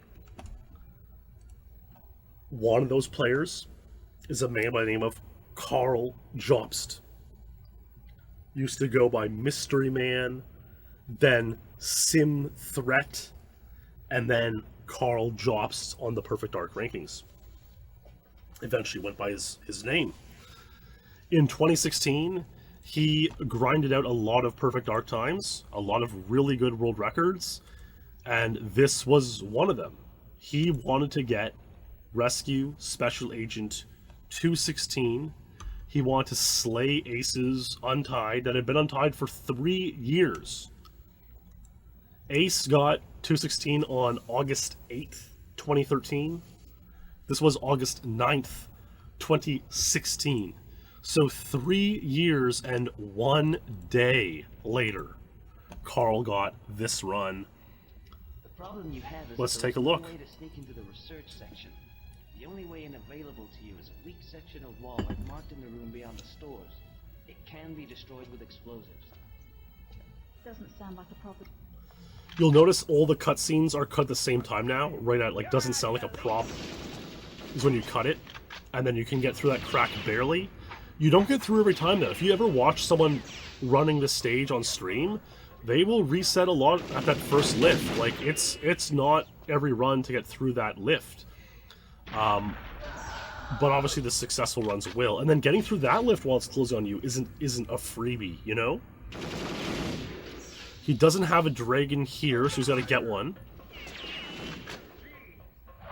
Throws it as the proxy mine, full speed. He took like 5 or 6 shots there. Intruder alert! I wonder if we'll see comparable Now, if I can boosts convince someone to part with... and the door open at the end. I don't have much time. You know, Cyrix in chat is asking me to play Aztec 00 Agent, saying I could improve 13300. It's true. It's true, but it's tough. It's tough. Maybe I'll get back to it. We see Carl empty a clip of ammo there outside of the labs that he has to go into a little bit later. Let's see here.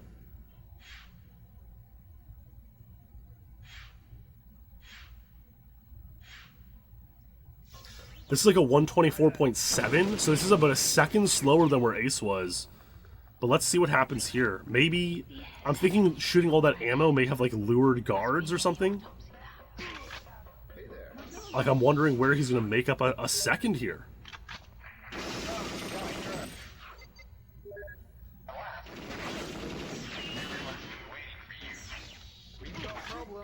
That's not Harry, it's an intruder! Let's see what he does here.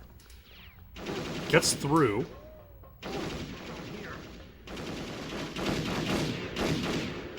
One open door. Huh. We've got a contact! Gun.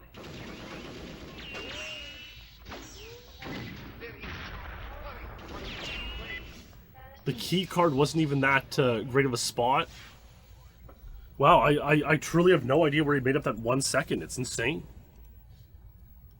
Maybe someone with an eye for a run can pick it up. I mean, obviously his strafing is good.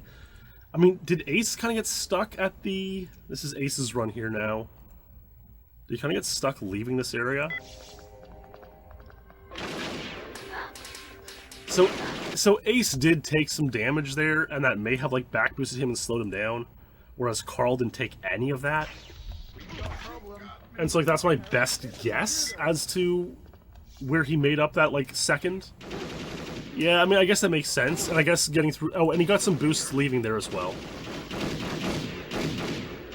Tranquilizer definitely introduces lag, so I you know that's probably where we can say that the 1 second was earned. Carl had a completely clean ending, which is pretty rare, and made up for it, which is very impressive. However, my friends, we're about to see the game change entirely. It's 2016-17. This is the time when a lot of developments come about, a lot of things change. Let's let's see what happens.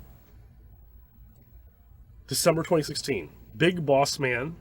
Rescue lure keycard guard without disguise. Let's see what happens in this video. Yes, heavy. Do recycle. So, there are ways guards work in this game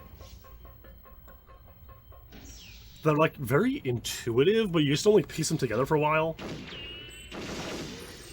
So, Boss goes to this room without a disguise, so the guard isn't going to let him in. But he shoots the scientist who has a key card that you need for the next lab area, breaks the glass, and then shoots him again. And if you're able to shoot the scientist twice,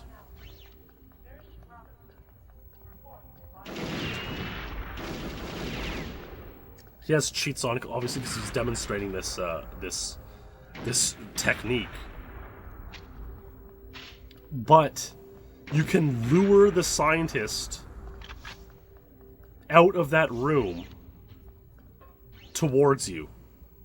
There he's coming, running towards you. Could this save time? How would it work?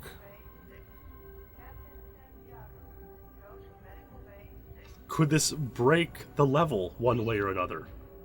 There he is. He's all the way out of here. He's in the hallway.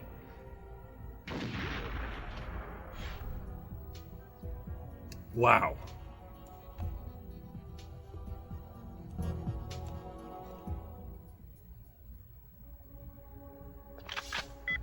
He's got the key card. So if we go to Aces 216, imagine this whole sequence of him. So that is the door that's locked with the key card until you get it. So imagine this whole sequence where you go in this room. Like, how much time is this, if we can even grasp it? It's like 1:31. He goes in this room, strafes all the way down the hallway, opens the door,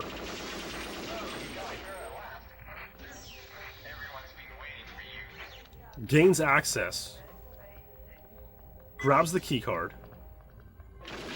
then strafes all the way back. This whole process takes 27 seconds. What if we could do... So we have 27 seconds to work with. What if we could lure that scientist out, then go get the uniform, then come back, hope the scientist is out of that room, and save 27 seconds. Obviously, it doesn't save full 27 seconds because you have to go in there and lure him. But what if you took 20 seconds to do that process, and so you saved 7 seconds? Could that work? Well, we're going to find out by watching this video from a gentleman by the name of Jugador J3. This guy is like a strategy master in Perfect Dark. He is one of Carl's good friends, fellow Australian. He got a couple records untied himself, but he mostly is like a strategy master. He helped develop the strategy for like Archives, G5, that Carl used to get untieds in like 2006. And so he knows his stuff massively. He apparently knew this strategy, a little bit about it before, and Boss playing around with it reignited him to re-examine this strategy. This is a 14-minute video explanation from Jugador J3. I'm going to watch the whole thing here on stream. I might cut out parts in the YouTube video, depending on what goes on.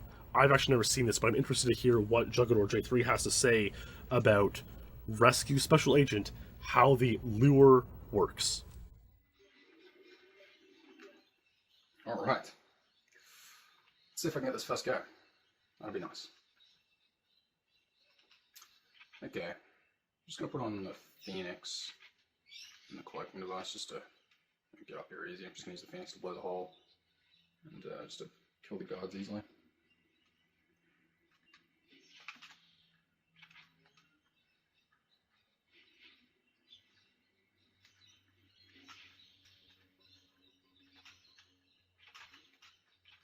Oops.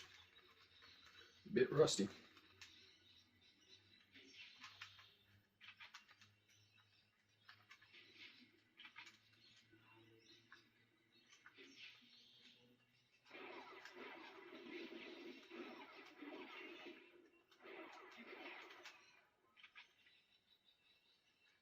I just keep the cloaking device on, you know, I don't need to worry about anything. These fuckers. Okay, so I'm gonna get this sniper rifle. You know, whether you've got the cloaking device on or not, when you go here, the guard won't be there, right? Now, where you want to shoot this guy, you want to get a butt shot, basically, that doesn't make him limp. Because like, a butt shot kind of is like a limb hit, but it doesn't make him limp. So, I know that this is a magic spot just here.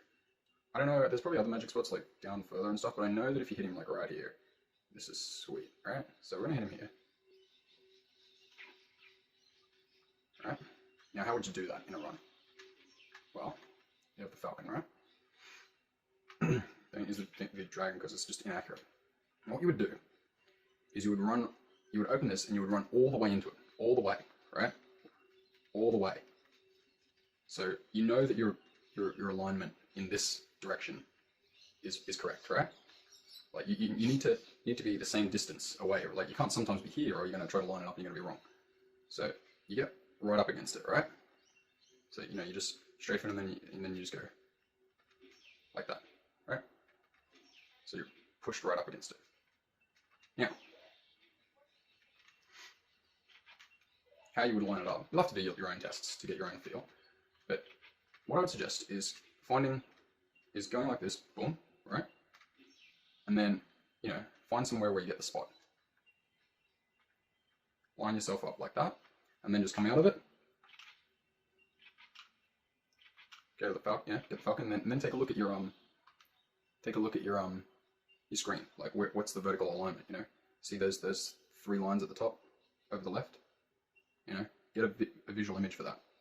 All right, right. That's gonna be, and then same with the horizontal. You know, find some cue, right?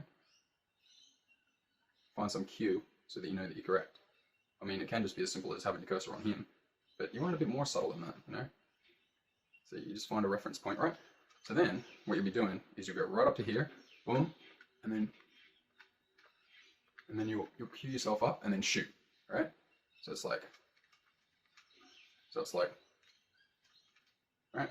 Open, line up, shoot. So that shouldn't take more than a second, really. Like, you should be able to get pretty decent at it. And you know, it is a luck shot, but you should be able to get it a reasonable amount of the time, right? Okay. So then, what I recommend doing is going like this. I'll just shoot here. Shoot. Right? So you go shoot, BB, run. Right, now I'm going to show you one way that I've managed to get it to work, okay? Like one way that I know 100% the lure works, okay? There could be other ways. Because, you know, I've only put 6-7 hours research into this so far. Well, I guess that's kind of a lot. But, right, so you'll go shoot, right? You go shoot, BB, and then start running, right? So this is a way that I know works. And then what we're going to do is we're going to open this door and then nestle yourself into this corner and back up a little bit, right? Like this. So now the door is open, okay? And you're in the same spot. Now, obviously this makes the shot harder, but I haven't managed to get it to work except by doing it from there.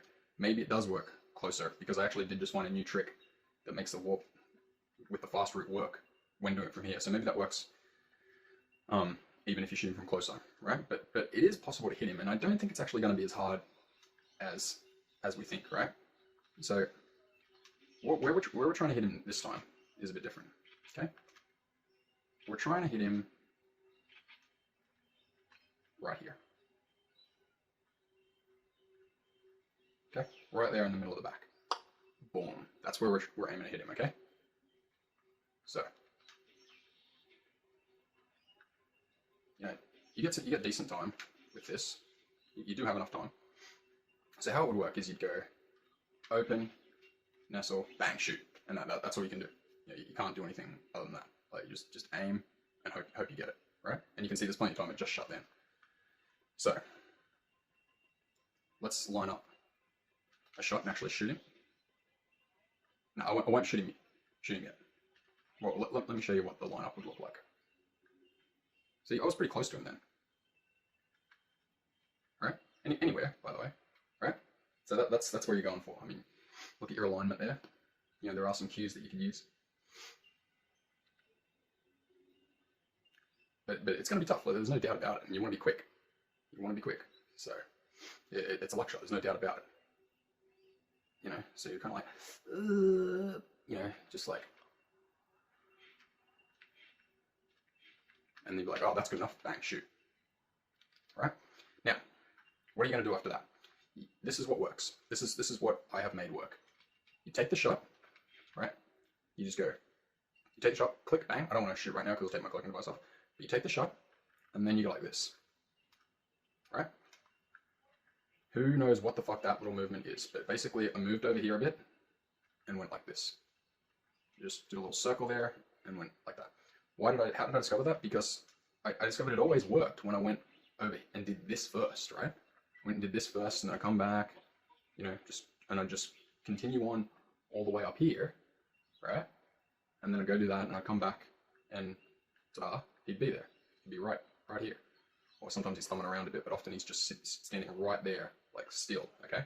But I would find that if I would go shoot, bang, right, and go up there, and then come back, he's not there. Now, of course, I want to go this way first, because if I go that way first, then I don't have to do this. I don't have to do this, right?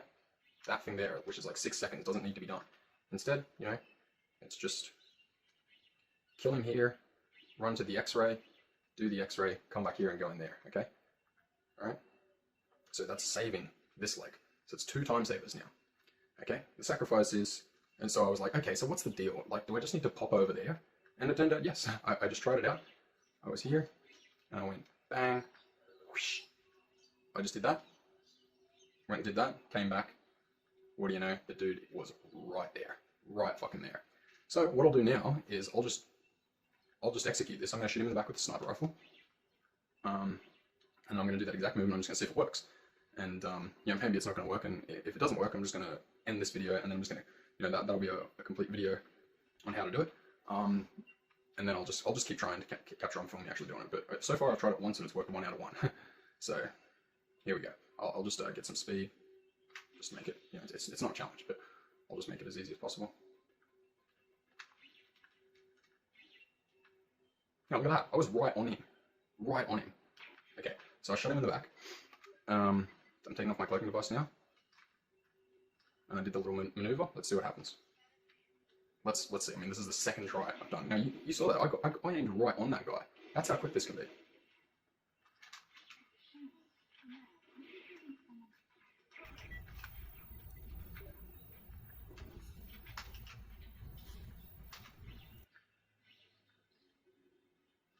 Let's hope it works, eh? Just first go, that'll make my life easy. Okay, so he's not there, right? But normally, well not normally, but one out of 2, he was just right there. Okay, let's see what he is doing. Yeah, sometimes it just completely screws up, you know? Yeah, so he just completely screwed up, right? But he's coming. And the important thing is he's not limping, right? He's not limping. Let's just have a run up here and just see if I can get him to come.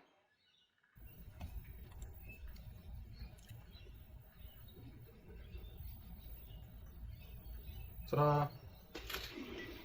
Alright. Sorry, I went the wrong way. I'm supposed to go to the X-ray.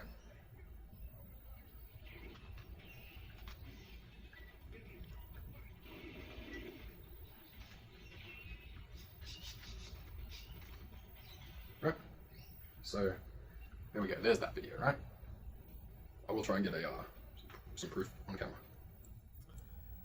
Wow, it's amazing. So it's actually kind of cool that the strategy didn't work when he tried setting it up so meticulously. I also do wonder if he does live in a bird sanctuary or perhaps owns many birds. If we look at the world records on the stage as of December 30th, 2016, we'll see that Ace and Carl had 216 tied. But my friends, this would not last like this for very long. Boss is trying to figure out how the strategy works. Matt Cook, Jugador J3, is working hard on figuring it out as well. And so on March 5th, 2017. Research section. The only way in available to you is a weak section of wall like marked in the room beyond the store. The rush was on. The gold rush was on, baby. Doesn't sound like a proper... But this is one of those gold rushes, and this does happen, and it is kind of cool. Where only the top players were rushing for times. Intruder alert! Boss gets a dragon. And we can see that, you know, the lift there, this wasn't as good of a start. And look, he gets stuck there too. This was not anywhere near as good of a start as we've seen on, like, you know, the Ace and Carl 216. Like, not even close. He goes back for a dragon. Like, this run actually looks like pretty bad. And a boss would probably agree with me. But because we're going to use a new time-saving strategy, and remember, this whole process normally would take 27 seconds with the disguise. He goes in, pause buffering his shots, shoots the scientist, breaks the window to lure other guards to open the door, runs back here, waits for the door to open, then aims through the window again, and then runs away. Okay?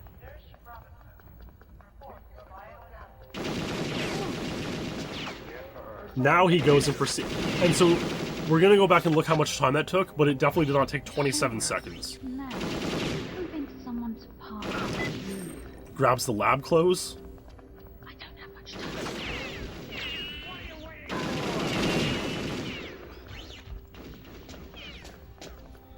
And lo and behold, my friends, the scientist is right there. Gets the key. Now that whole kind of process of going in there, talking to the guard, going all the way into that room, he no longer has to do. Let's see what time. I wonder how nervous he was here. Because it's like the first, when you're the first one to do a new strategy. Yeah, that's right, Flicker. You break the glass so the guy comes straight out. That's correct.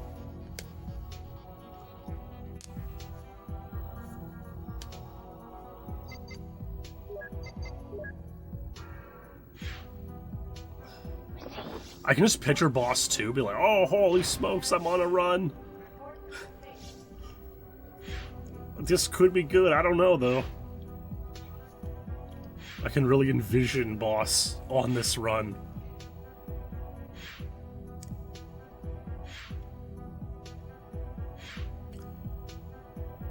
We might not get a timer here because he put on the disguise, which, like, covered up the timer on the side.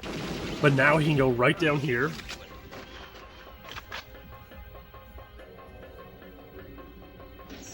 Open the door, chuck the nade, blow this up. The key's a little bit over there. Let's see what he gets. Put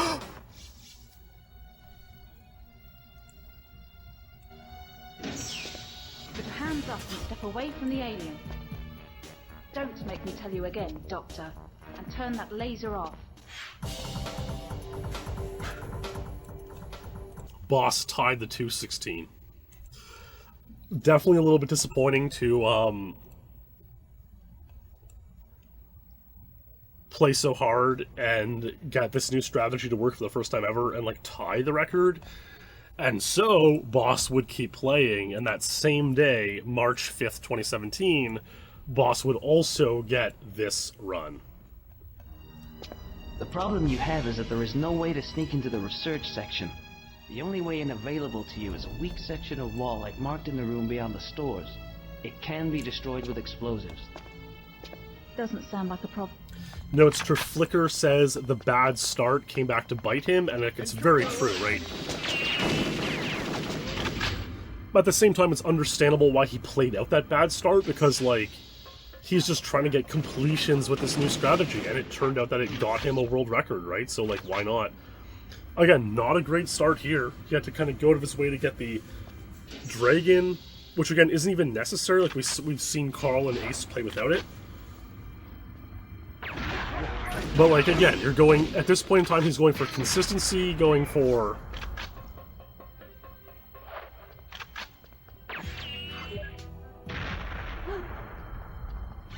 getting runs. And seeing what happens. Oh my god, what a shot. That was really good shot. So... he's gonna aim for the scientist. Break the glass. Come out of here. You want to turn back again and shoot. And again, you don't want to pass away the scientist. You want to hit him once more. So now he runs to your position. And we heard a lot about Matt Cook talking about how you want to hit him in the rear. Because otherwise he might limp around. If it's like in the leg or arm, he limps. And when he limps, he walks really slowly. And so he won't make it out to the hallway by the time that you pass by. You see? So you want him to be able to, like, walk still. And the way the guards are programmed, you know, they limp and stuff in Perfect Dark. In GoldenEye, they do not. And so this start was better. There he is. Alright, now Boss has got to know he's on, like, an untied pace run. Like, no doubt. So you have to put on the lab clothes every time here? Oh, he already put them on. Last time he put them on again for some reason.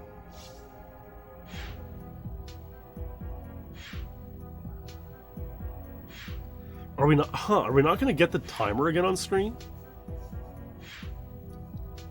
Like in all the other runs we did, this time it said, like, oh, compartment raised up, which I hadn't seen on previous runs. You know, the messages on screen kind of stack, so if more things are going on, it takes longer for them to disappear, and so you're not going to get your timer. I just kind of would love to see the pace compared to... Oh, you're not going to be able to make sense of it because he just runs to the end instead of going all the way to the other room and back. Oh, we kind of got stuck there. Let's see.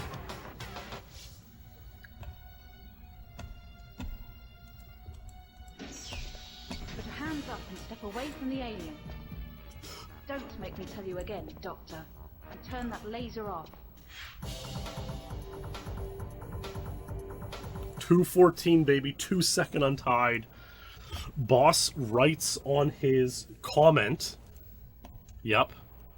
Untied world record when set.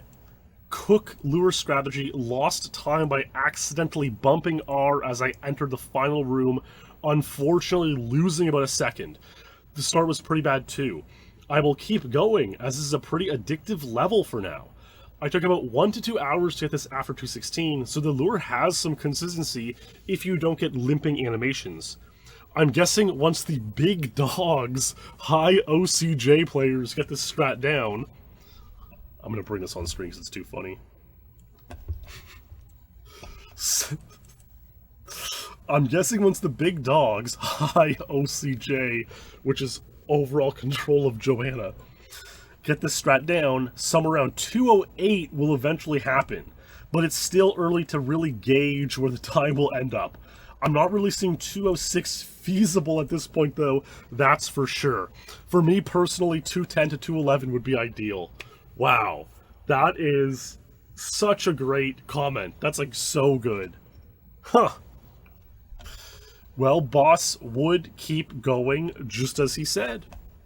And on March 13th, 2017, he would get this run. Let's take a look. The problem you have is that there is no way to sneak into the research section. The only way in available to you is a weak section of wall like marked in the room beyond the stores. It can be destroyed with explosives. Doesn't sound like a problem. Okay, let's see.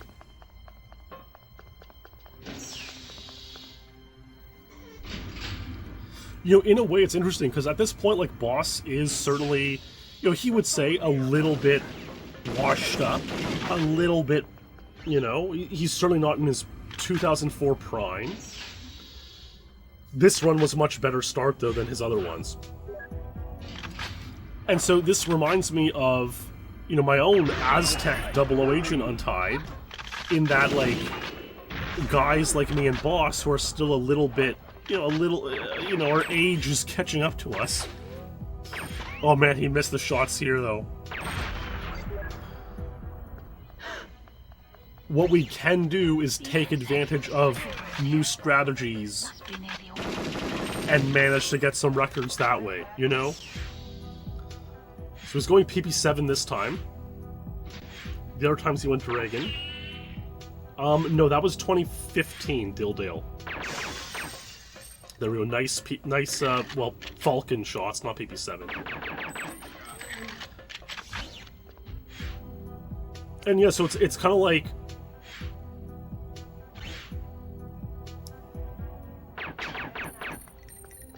some players...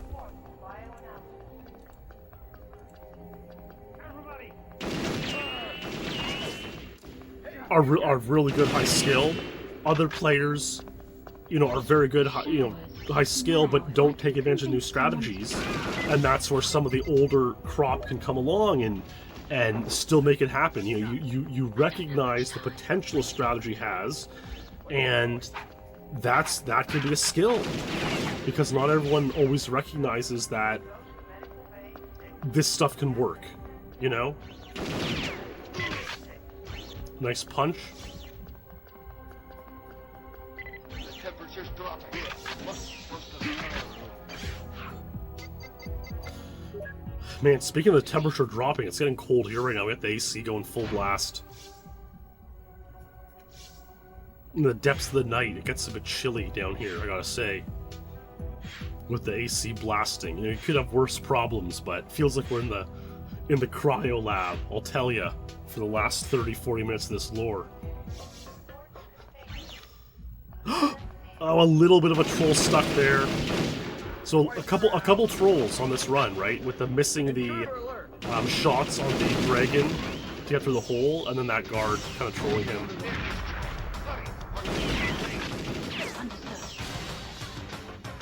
In. Nailed it. Nailed it. Boss always loves watching the end cinema. Put your hands up and step away from the alien. Don't make me tell you again, Doctor. And turn that laser off. 213, baby, another Untied. And so, yeah, by recognizing that he could use this strategy to get records, Boss was able to get a tied record and 2 Untieds. So that's very impressive. But of course, you know, someone else decided, you know, well, this is a cool new strategy. Let's check it out. It was our pal True Faith. And True Faith, as Boss would say, has a little bit higher OCJ, overall control of Joanna. You know, actually, let's see what Boss's PR comment on the 213 was. Untied record when set, same pace to final haul as 214, but didn't bump R by accident this time, LOL. I still ended up reverting back to punching the keycard guard before Objective 1 once the nerves kicked in, even though it loses a bit of time, as I was more familiar with these strats under pressure. Guard trolled me on door after Objective 1, but what do you do? What a great little comment from Boss, man. It really gives you good insight into what he was thinking. Let's use 216, actually. First completion without sniper, using Cook lure strat. Only other notable thing is I waited to put on the disguise to maintain full speed in the showers, but that puts you at risk of luring more guards and potential back boosts. I wondered why he was doing that. I have since ditched holding off on putting on disguise. There you go. Makes sense. Makes sense. So, March 18. True Faith, trying the new strategy, gets a run. As the most bizarre, strange, and unusual run of the night, this one goes, of course, to our SpeedLore champion, Mr. Moxie. Thank you, Mr. Moxie, for supporting SpeedLore on Patreon. A huge thanks. I don't know if you're still around tonight, but there you go. You are indeed. This is a legendary run. If maybe you saw my video about it earlier, maybe not, but we'll get into it. Let's take a look. How did I not disarm?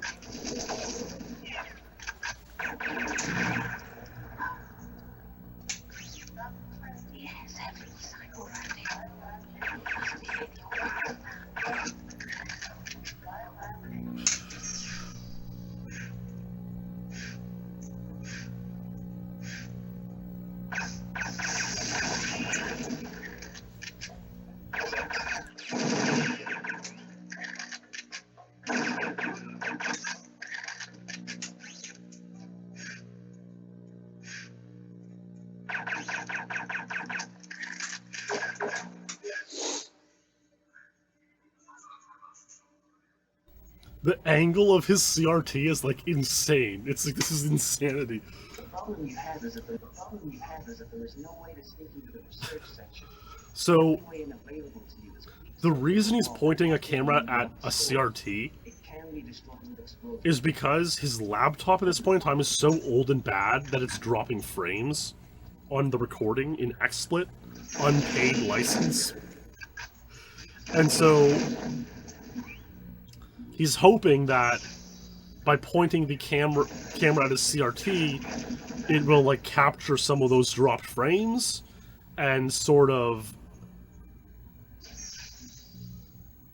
help prove whatever run he gets is real. Yeah, totally Supreme, no doubt. But, you know, the way he was excited to try a new strategy and didn't have the proper equipment to record clean runs, and so he made do with what we had. And was it good enough? I guess we'll find out. The run so far actually seems not bad. Oh, Fuck you. God damn it, dude. So fucking hurt. that was dropping some. This is some bad frame drops here.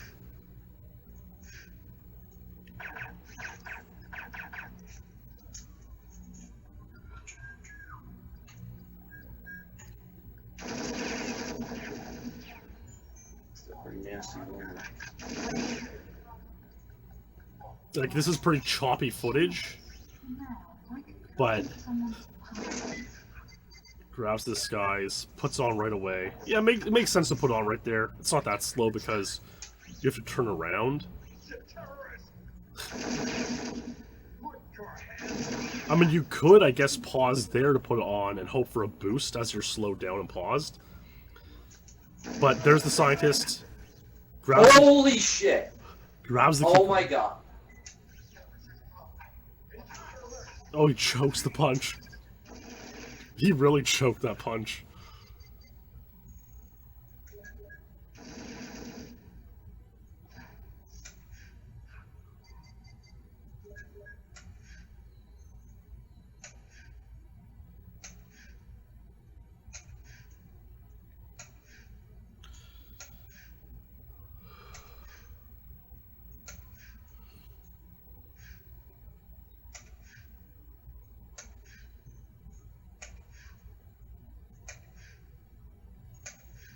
He's so this is insane pause buffering.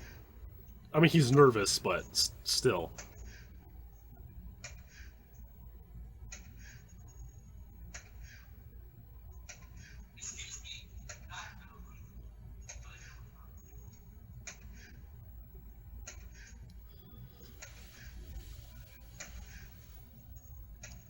Oh my god, dude. This is insane. It's unfortunately the current state of Perfect Dark.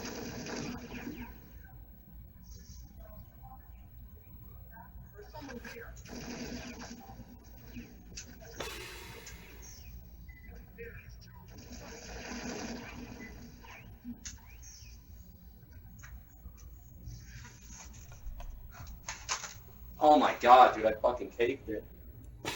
I fucking caked it.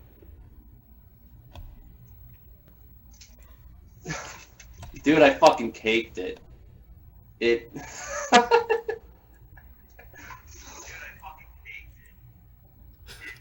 He has his stream open.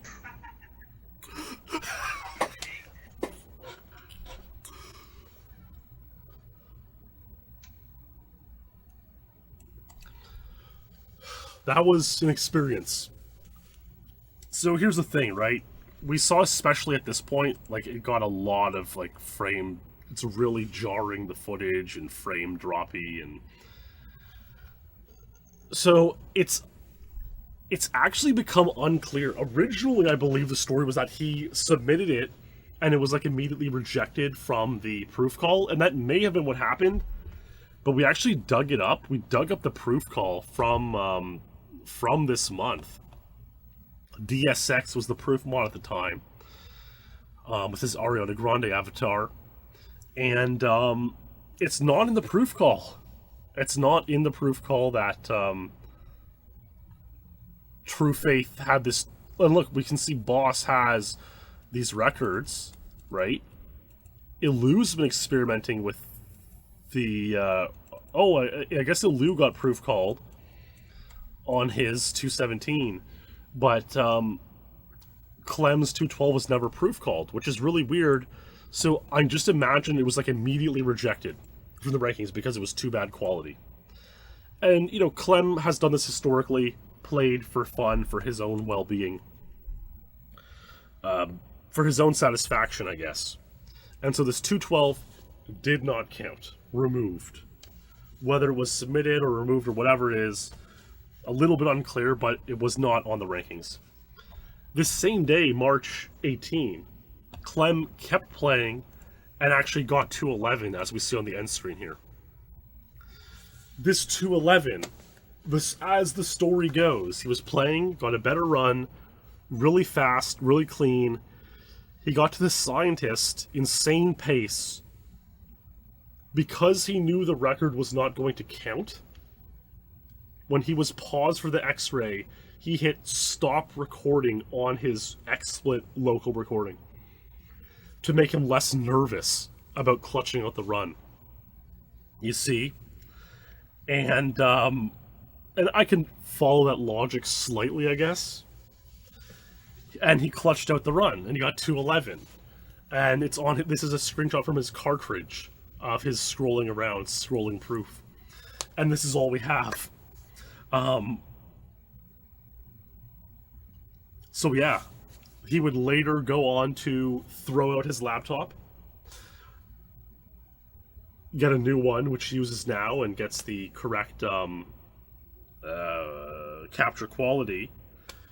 But this 211 is, the first half of it, or the first 3 quarters, is lost to media. He had recorded it, it was on his hard drive, he could have uploaded it, but he never did. Lost media, gone forever, and we'll never see the start of his 211 run. I mean, really 3 quarters of the run. And you wish he recorded the whole thing and uploaded it. It would have been cool to see, even though it wouldn't have counted. But that's life. Lost media. Very fascinating story. I mean, that's a deep lore on this episode for sure. So Flickerform says he thinks the 211 was on the ranking for 3 days and then removed. Yeah, totally.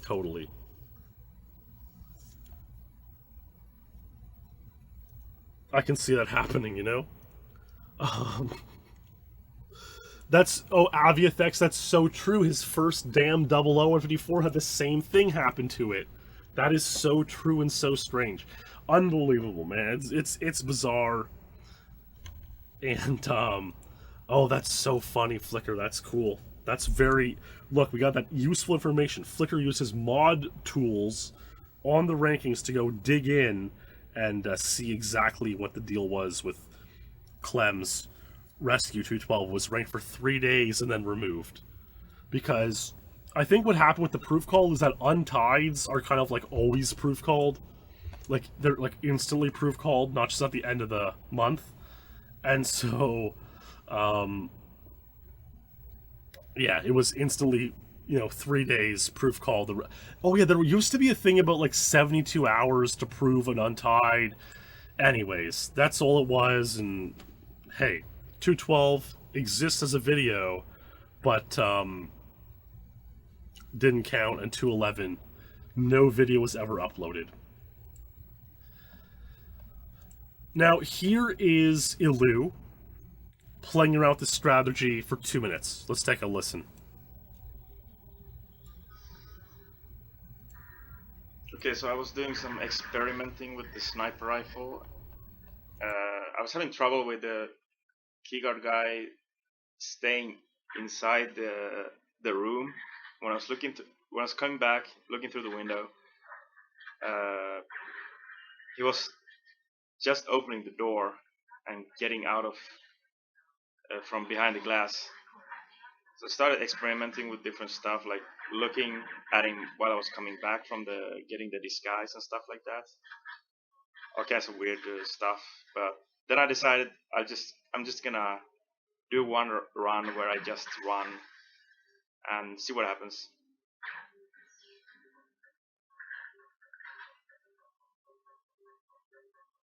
So I don't really do anything advanced on this run. I just shoot him,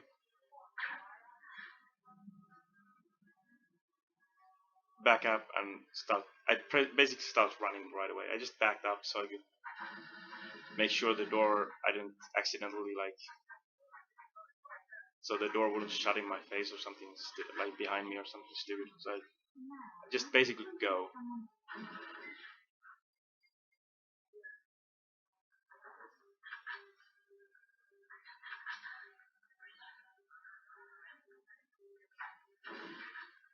And here I'm running back like usual, and there he is. So I think that potentially shows that whatever you do, like after hitting him, maybe it's even better to just run. I mean, but it's probably basically just luck after that. No, it's so true. You know, I noticed on Boss's runs earlier, on like this 214, 216, after he does the lure, he kind of like does this shift to the left, opens a door, and then leaves. And you know, that obviously takes a little bit of time, and I guess for a while it was kind of believed to help the scientist lure come into the hall. But Illu's here saying like, I don't think this is necessary, I don't think this is needed. And yeah, totally. It's kind of, it's a myth. It's a myth, and there's a lot of myths in speedrunning, and that's exactly one of them. So that's what he thought, and so he would keep playing. Illu would, without these myths. That could maybe save some time. And so on March 25th, 2017, Illu went and got this run. A very notable, interesting run, my friends, and so it is dedicated to our SpeedLore champion, Sammy Limex. A huge thanks to Sammy. I know you were in here earlier, and hey, it's getting pretty late now, but I hope you enjoy this run. Regardless, it's Illu's take at Rescue Special Agent. Let's take a look. There is no way to sneak into the research section. The only way in available to you is a weak section of wall like marked in the room beyond the stores. It can be destroyed with explosives. Doesn't sound like a problem's made. And so I definitely wonder, like, why. Like, sure, there are no frame drops. I don't know, just so. Especially when, oh man, that was such a good start. Are you kidding me? That was the best start I've ever seen. Oh, he had high res on. Interesting. Huh. Oh, you know what? He's also playing PAL. He's also, this does say PAL in the title. So like that's a big key. Yeah. PAL it does affect the lift cycles. opens the door, shoots the scientist. I mean, that kind of looked like a frame drop. I don't know, man. This is weird. I think... I'm trying to figure out basically why this run was acceptable and Clemens's wasn't. And it might be because Clem's wasn't untied. And it might also be because, like, Clem had similar proof issues over the years, and so people were kind of fed up.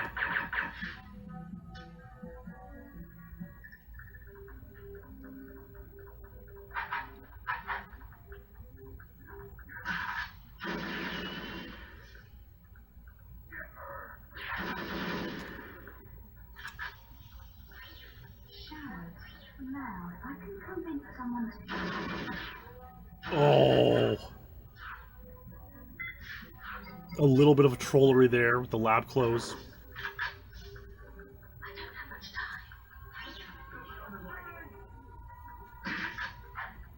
time. It is kind of funny also how, like... Okay, we started out with, like, pretty weak quality of videos. There he is. And then we got much better quality, and now, like, we're going back in time in terms of quality. It's, like, very funny. So this is pretty standard now. You press B there, then blow up those guards. And because you have like a second or two while the compartment ray goes up. But I mean, it definitely was reinstated, right, Flicker? Or... let me take a look here.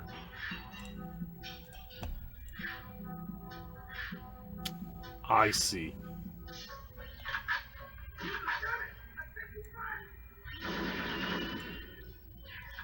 Because... So Flicker in chat says that this time was removed after 3 days from the rankings? Oh, okay. I see what's happened.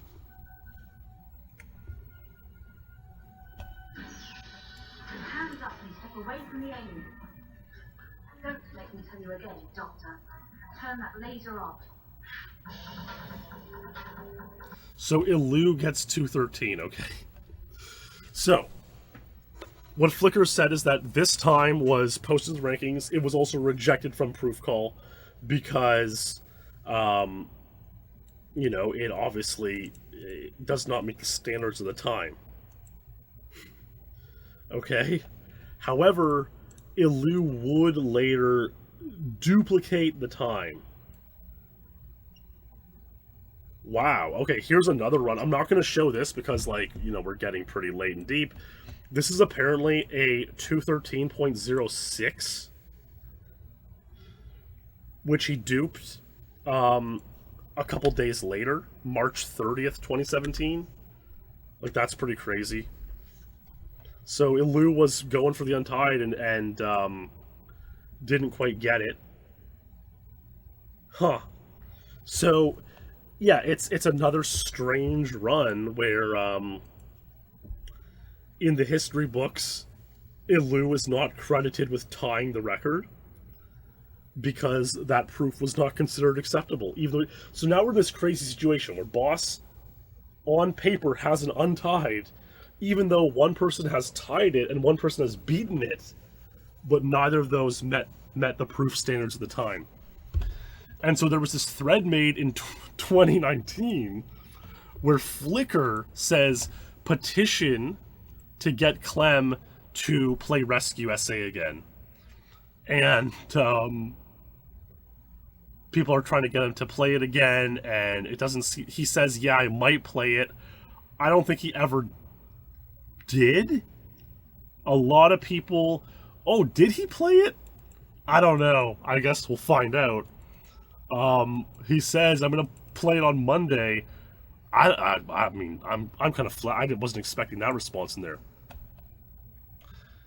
Because, believe it or not,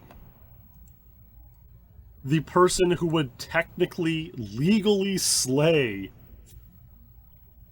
Rescue Special Agent 213 is in this chat room right The problem now, you have is that there is no it way is to none sneak into other the research than section. Perfect The Dark only way player available and to you proof is a moderator section of wall like Flicker Martin Louis on Form, the stores. who Only achieved destroyed with 213, explosives. hoarded it in Doesn't sound like a the problem. Horde project simply called PD, which was revealed in March 2020. Is when it was revealed. And so, here is Flicker becoming the 4th person to get 213 or better, but legally, rankedly, the 2nd person to do so.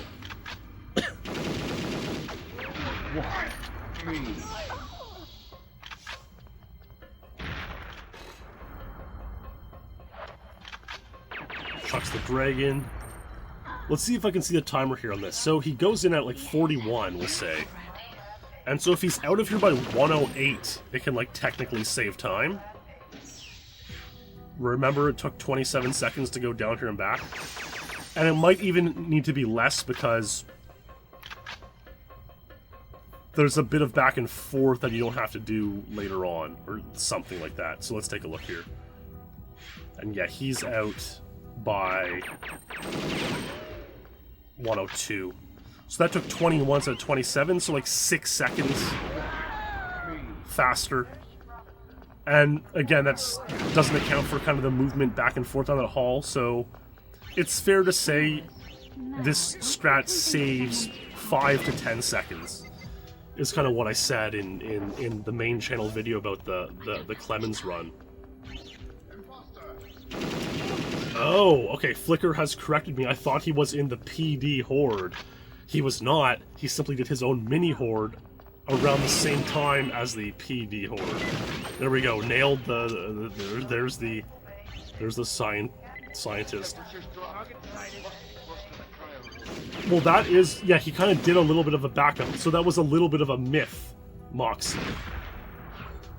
Oh, okay, so Flicker was in PD, but this run was not in PD. Now I get it. And PD the Horde in that context.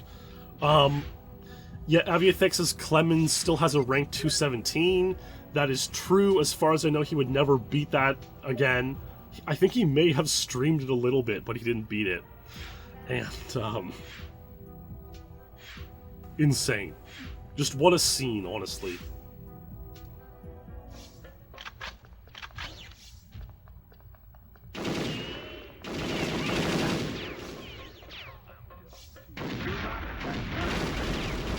And it's insane because the Clem 217 that stands is that one that I showed from like 2008, and that was also like a webcam CRT footage, remember? That's what's kind of funny, but... Man, everyone loves watching the cinema. Hands up and step away from the alien. Don't make me tell you again, Doctor. And turn that laser off.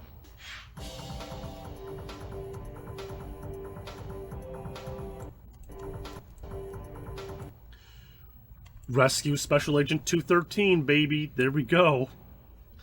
And, yeah, so this was the point now in mid-2020 where the longest standing untied at the time was attack ship, Chuya's attack ship, right? And if we take a look here, longest standing untied in Perfect Dark, that is still the longest standing untied. I'll roll it over here. Right? Now, once attack ship was slayed, the longest standing untied, you know, because Ace like tied every single record in the game, the longest standing untied was actually Boss's defense 116. This is no longer untied, but it was. And so it was set February 4th, 2018. So on paper, this was the longest thing untied after Ace got the attack ship 206. However, because Boss's defense PA was done in February 2018, this meant that in reality, if you were going to count unranked runs, True Faith's Rescue SA 212 and 211 were, in a way, the longest standing untied. No one had tied them by 2020. They're 3 years untied. Everything before had been tied or beaten. And so, yeah, True Faith's 212 was the LSU. You could make a semantic argument for it, even though on paper, on the rankings, it was this defense SA 116, which, hey, is still the record, so that's a pretty good time too. I will tell you this much: 212 on Rescue SA is no longer the record. Why is this? Well, a couple guys would get to playing the level. In June 2020, Ace would finish getting all 20 agent world records. That was insane. I made a video about that when that happened. And then he would go play some special agent times. And he wanted to play this level. He had never played it before. I'm just gonna let this one roll out here. He would tie 213 on June 6th. The problem you have is that there is no way to sneak into the research section. The only way in available to you is a weak section of wall like marked in the room beyond the stores. It can be destroyed with explosives. Doesn't sound like a problem.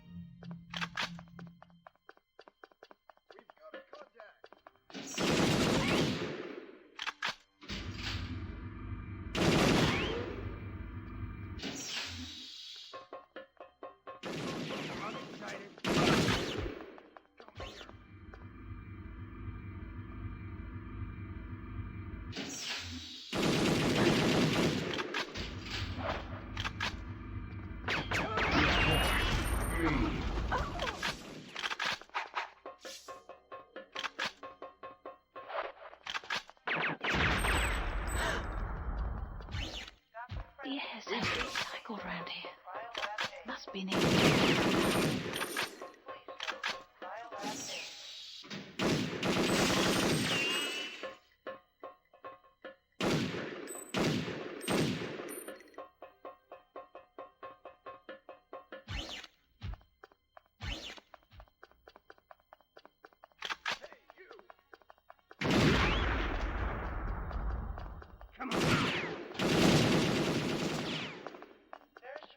The showers. Now, if I can convince someone to park. I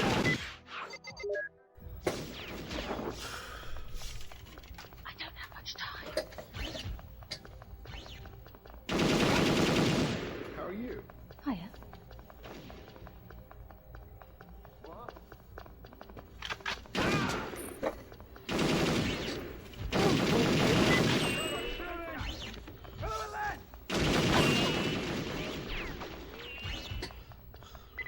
Temperature's dropping. You must be close to the cryo room.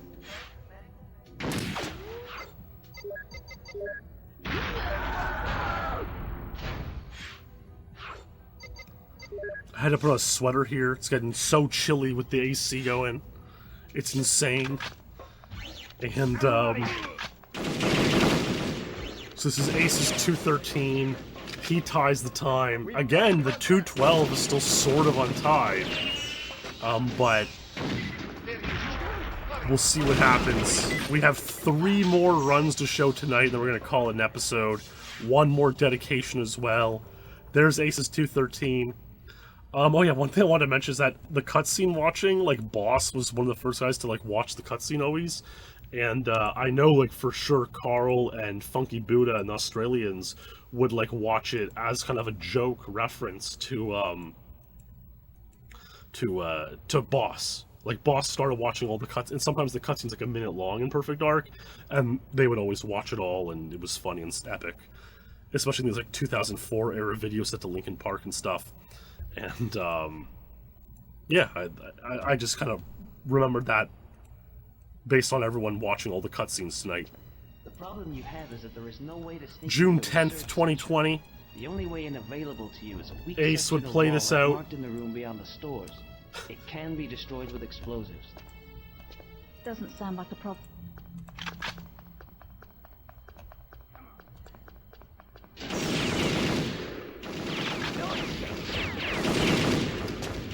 What do you guys think happens? What do you think his time is here?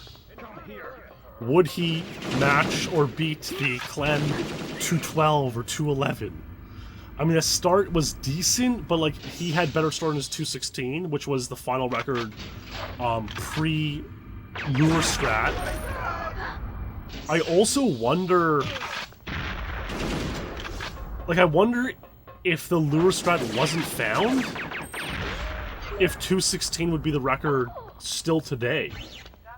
The air's heavily recycled. And, like, maybe a different strategy would have been found that saves 1 second or something, but...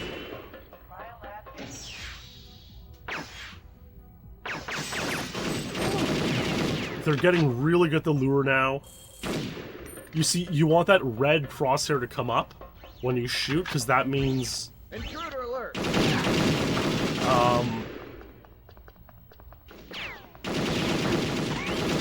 That means you're aiming at the guy.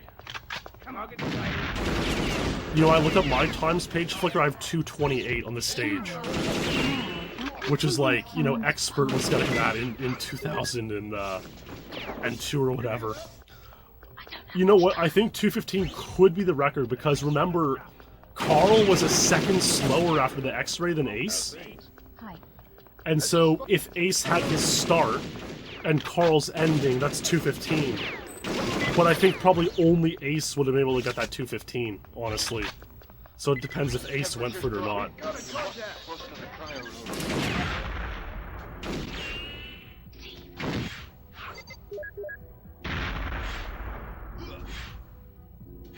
You know, I was gonna say Perfect Dark doesn't have, like, level specialists in the same way that GoldenEye does for a second, because I was like, oh, someone could have been, like, a level specialist.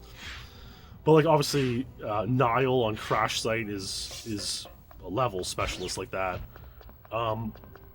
It does feel less common, though, in Perfect Dark, for some reason. There's someone here.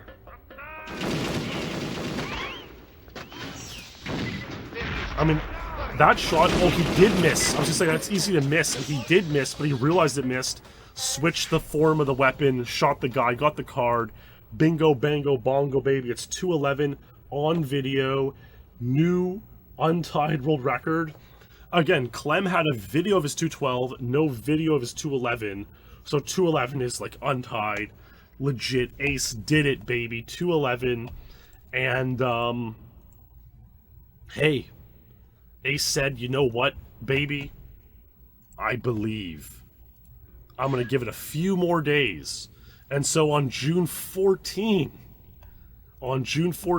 Ace would get this run. The problem you have is that there is no way to sneak into the research section. The only way in available to you is a weak section of wall like marked in the room beyond the stores. It can be destroyed with explosives. Doesn't sound like a problem.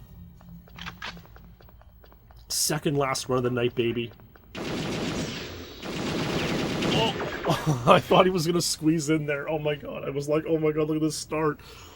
And that's, if you were to watch a stream of someone playing Rescue SA, you would see that very frequently. The problem you have is that there is no way to sneak into the research section. The only way in available to you is a weak section of wall like marked in the room beyond the stores. It can be destroyed with explosives. Doesn't sound like a problem. That's exactly it, Moxie. Iconic. All Perfect Dark players know that quote. Doesn't sound like a prop. Oh my god, Ace is trolling us so much. It looks like this one's legit.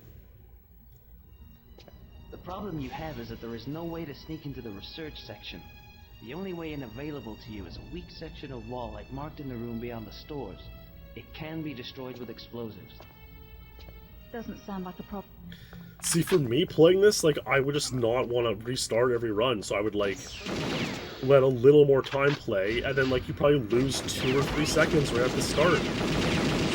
Because of the way, like, this lift is, you get on this lift more slowly, and then this lift is higher up, it doesn't come down as fast. I mean, that was comparable to his 216s. No, Ben Tubi, that is so true. Tubi says, I know you mentioned this earlier, but I think the level would be more fun if the lure was never discovered, but not as interesting. I agree. And I think a big reason why so many GoldenEye players played this level heavily is because it was like a simple strafing level mostly. The lure massively complicates that. It's a lot more... Oh my god, that he easily could have screwed that up. Like, he shot 3 or 4 times. He might have shot the scientist too much and passed him away. We saw him do a little bit of a stand at the door there. So a little bit of a Miffy lure. But yeah, the lure makes the level... It's like, a lot of levels are like this in GoldenEye Perfect Dark now. There's a new strategy that really complicates them further, and they do become a little bit less fun to play in some ways. This level's nowhere near as extreme of an example of that, I would say, but some levels are.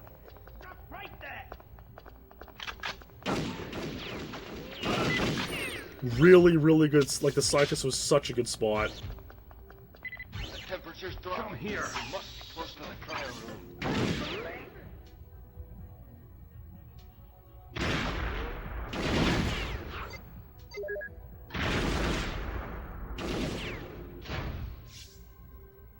Scanner target acquired.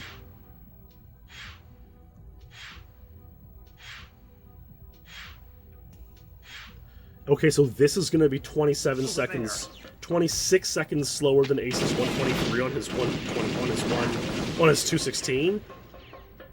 Intruder alert! Take her down! But he doesn't have to go all the way to the next room and back. Here we go. 209. I think that was 208.90 actually. Oh my, 208.98. That is like so unfortunate. Ace was a frame or two away from 208. But he gets 209, which was still a 4-second untied on paper, which is a great run. Yeah, totally. So we have one final run to watch. And so, of course, you know, this is the last world record. Could it be a tie? Could it be something else? It's not Ace. Our pal Illu decided to come back and play the stage again. He wanted a bit of revenge. And he grinded it out. And it took him like 50-ish hours. 50, 60 hours of play. And he got this run. And, I mean, hey, it's the grand finale of this episode. It's an amazing run. And so, of course, we have to dedicate it, our final dedication of the night, to our SpeedLore apotheosis, E Street. A huge thanks to E Street for your unbelievable support of SpeedLore on Patreon. It's truly amazing. And so is this speedrun. So let's take a look.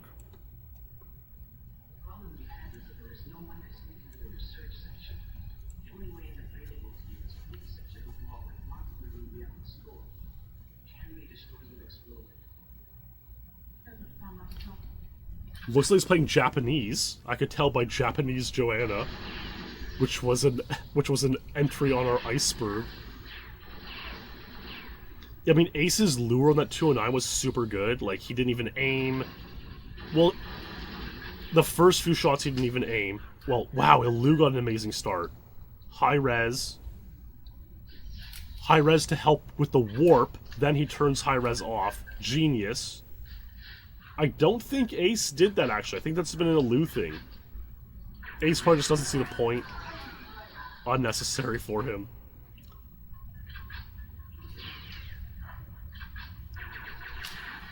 No, this video was from April 2021. April 2021 is when he got this time.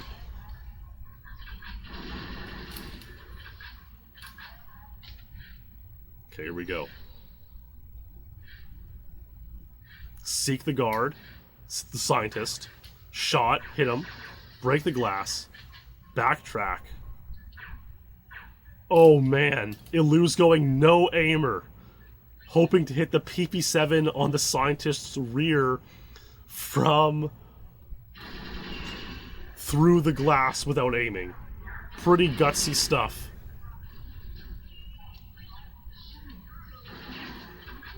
This is like the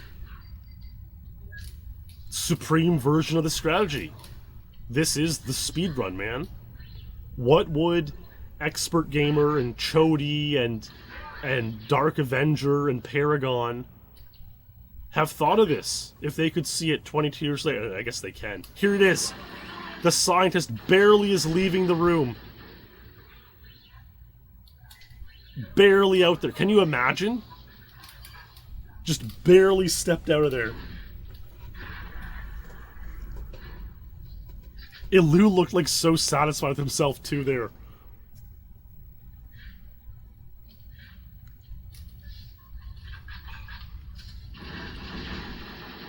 A lot of hits there, but like this is it now. Like this is the run, baby.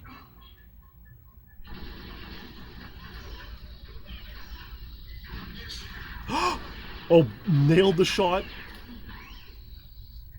Oh. Shit. Insane run. Holy shit.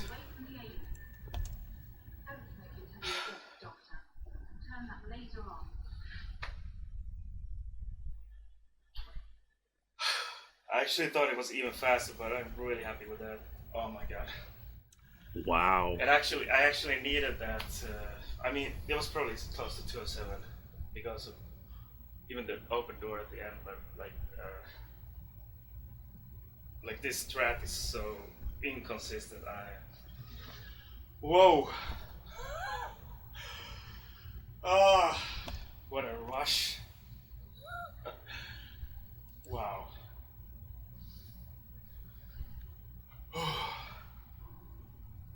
The guard actually opened the door. I think the pace was like, if it was one of those really, really fast paces, it would be even faster, but I mean,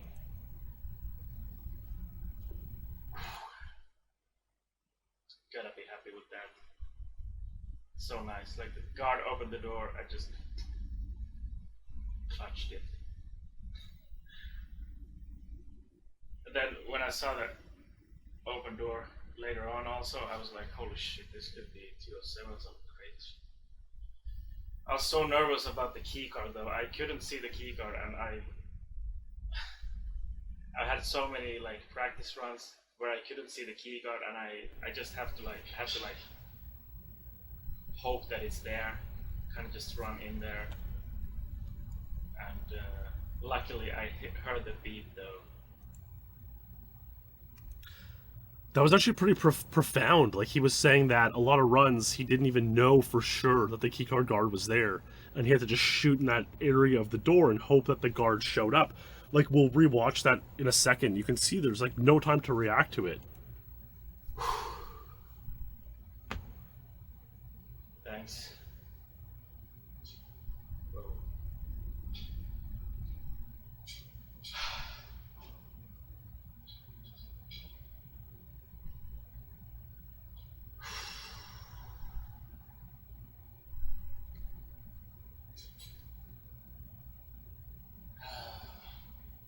Untied.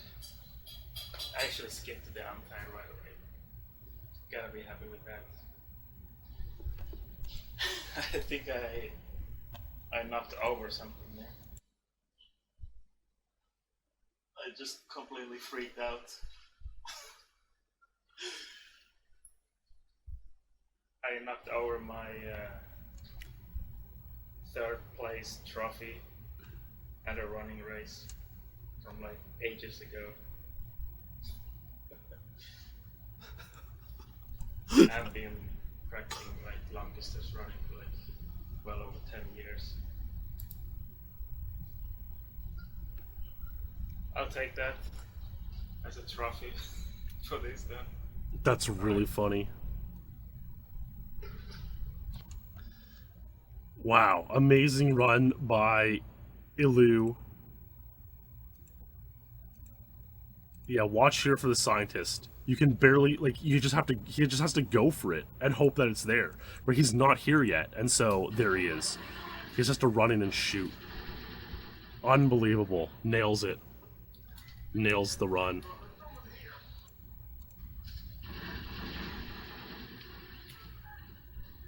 Wow.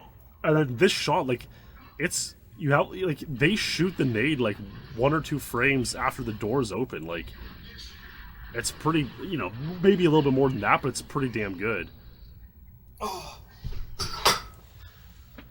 gets the 208, unbelievable, and that is where the world record stands today, my friends. Illu, 208 untied. Ace, 209. Boss and others, 213 or lower. And I love the, look at this. I love the thumbnail Illu has for his run here. 50-hour wait is over. The exclamation point above the scientist. And you can actually find that frame. Like, obviously, he took the frame from this run. But it's fun to match up that frame. Like, is that it? I think it's like a couple more steps. His back foot is up. Yeah. See? Like, that's the frame. Iconic. Completely iconic. I love it. And, a huge props to Illu for this speed run. Yeah, so True Faith still has 217 on the rankings, which is, like, hilarious. I mean, 212 would be untied third place, which is cool, but you know what? It's life. True Faith is tied with Taka and Dark and Kosi. Very funny stuff. But that's one of the greatest.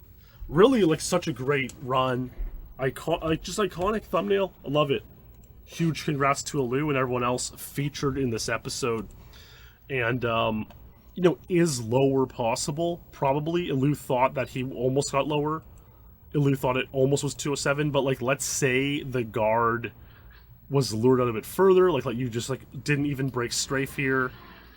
You know, I can see 207, maybe.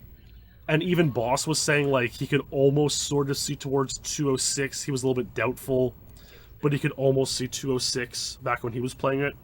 So, like, 206, 207 will be really, really good. I would love to see a tool-assisted speedrun of this stage. There has been none made. You know, special agent and agent difficulty is not very common TASs in Perfect Dark, especially. But hey, maybe someone will be inspired to make a TAS of the stage sometime soon. I would love to see it. And who knows where the level will go. So amazing job, Illu. Amazing job, everyone. And my friends, that is indeed the story of Rescue Special Agent. Well, thanks to everyone for coming out, chatting, hanging out, everyone for contributing, chipping in any useful info in chat. Always appreciate that. Everyone watching on YouTube, and of course, all the wonderful SpeedLore legends here for supporting the series on Patreon. A huge thanks to you. It's incredibly appreciated, and it helps us carry on Perfect Dark SpeedLore and DLTK SpeedLore and all those wonderful stuff that we're going to keep rolling forward with from here on out. So hopefully a DLTK SpeedLore mid-August, another PD SpeedLore late August, and we're going to keep going from there. Of course, Patreon is the best place to watch for announcements, or the SpeedLore Twitter, so keep your eyes peeled there if you want to find out when the next episode is and what we'll be doing. But yeah, huge thanks to all of you for supporting. Much appreciated. Blessings, wishes of good fortune to everyone. And my friends, that will do it for this episode of SpeedLore. Thanks for watching. Stay true, my friends. And good night.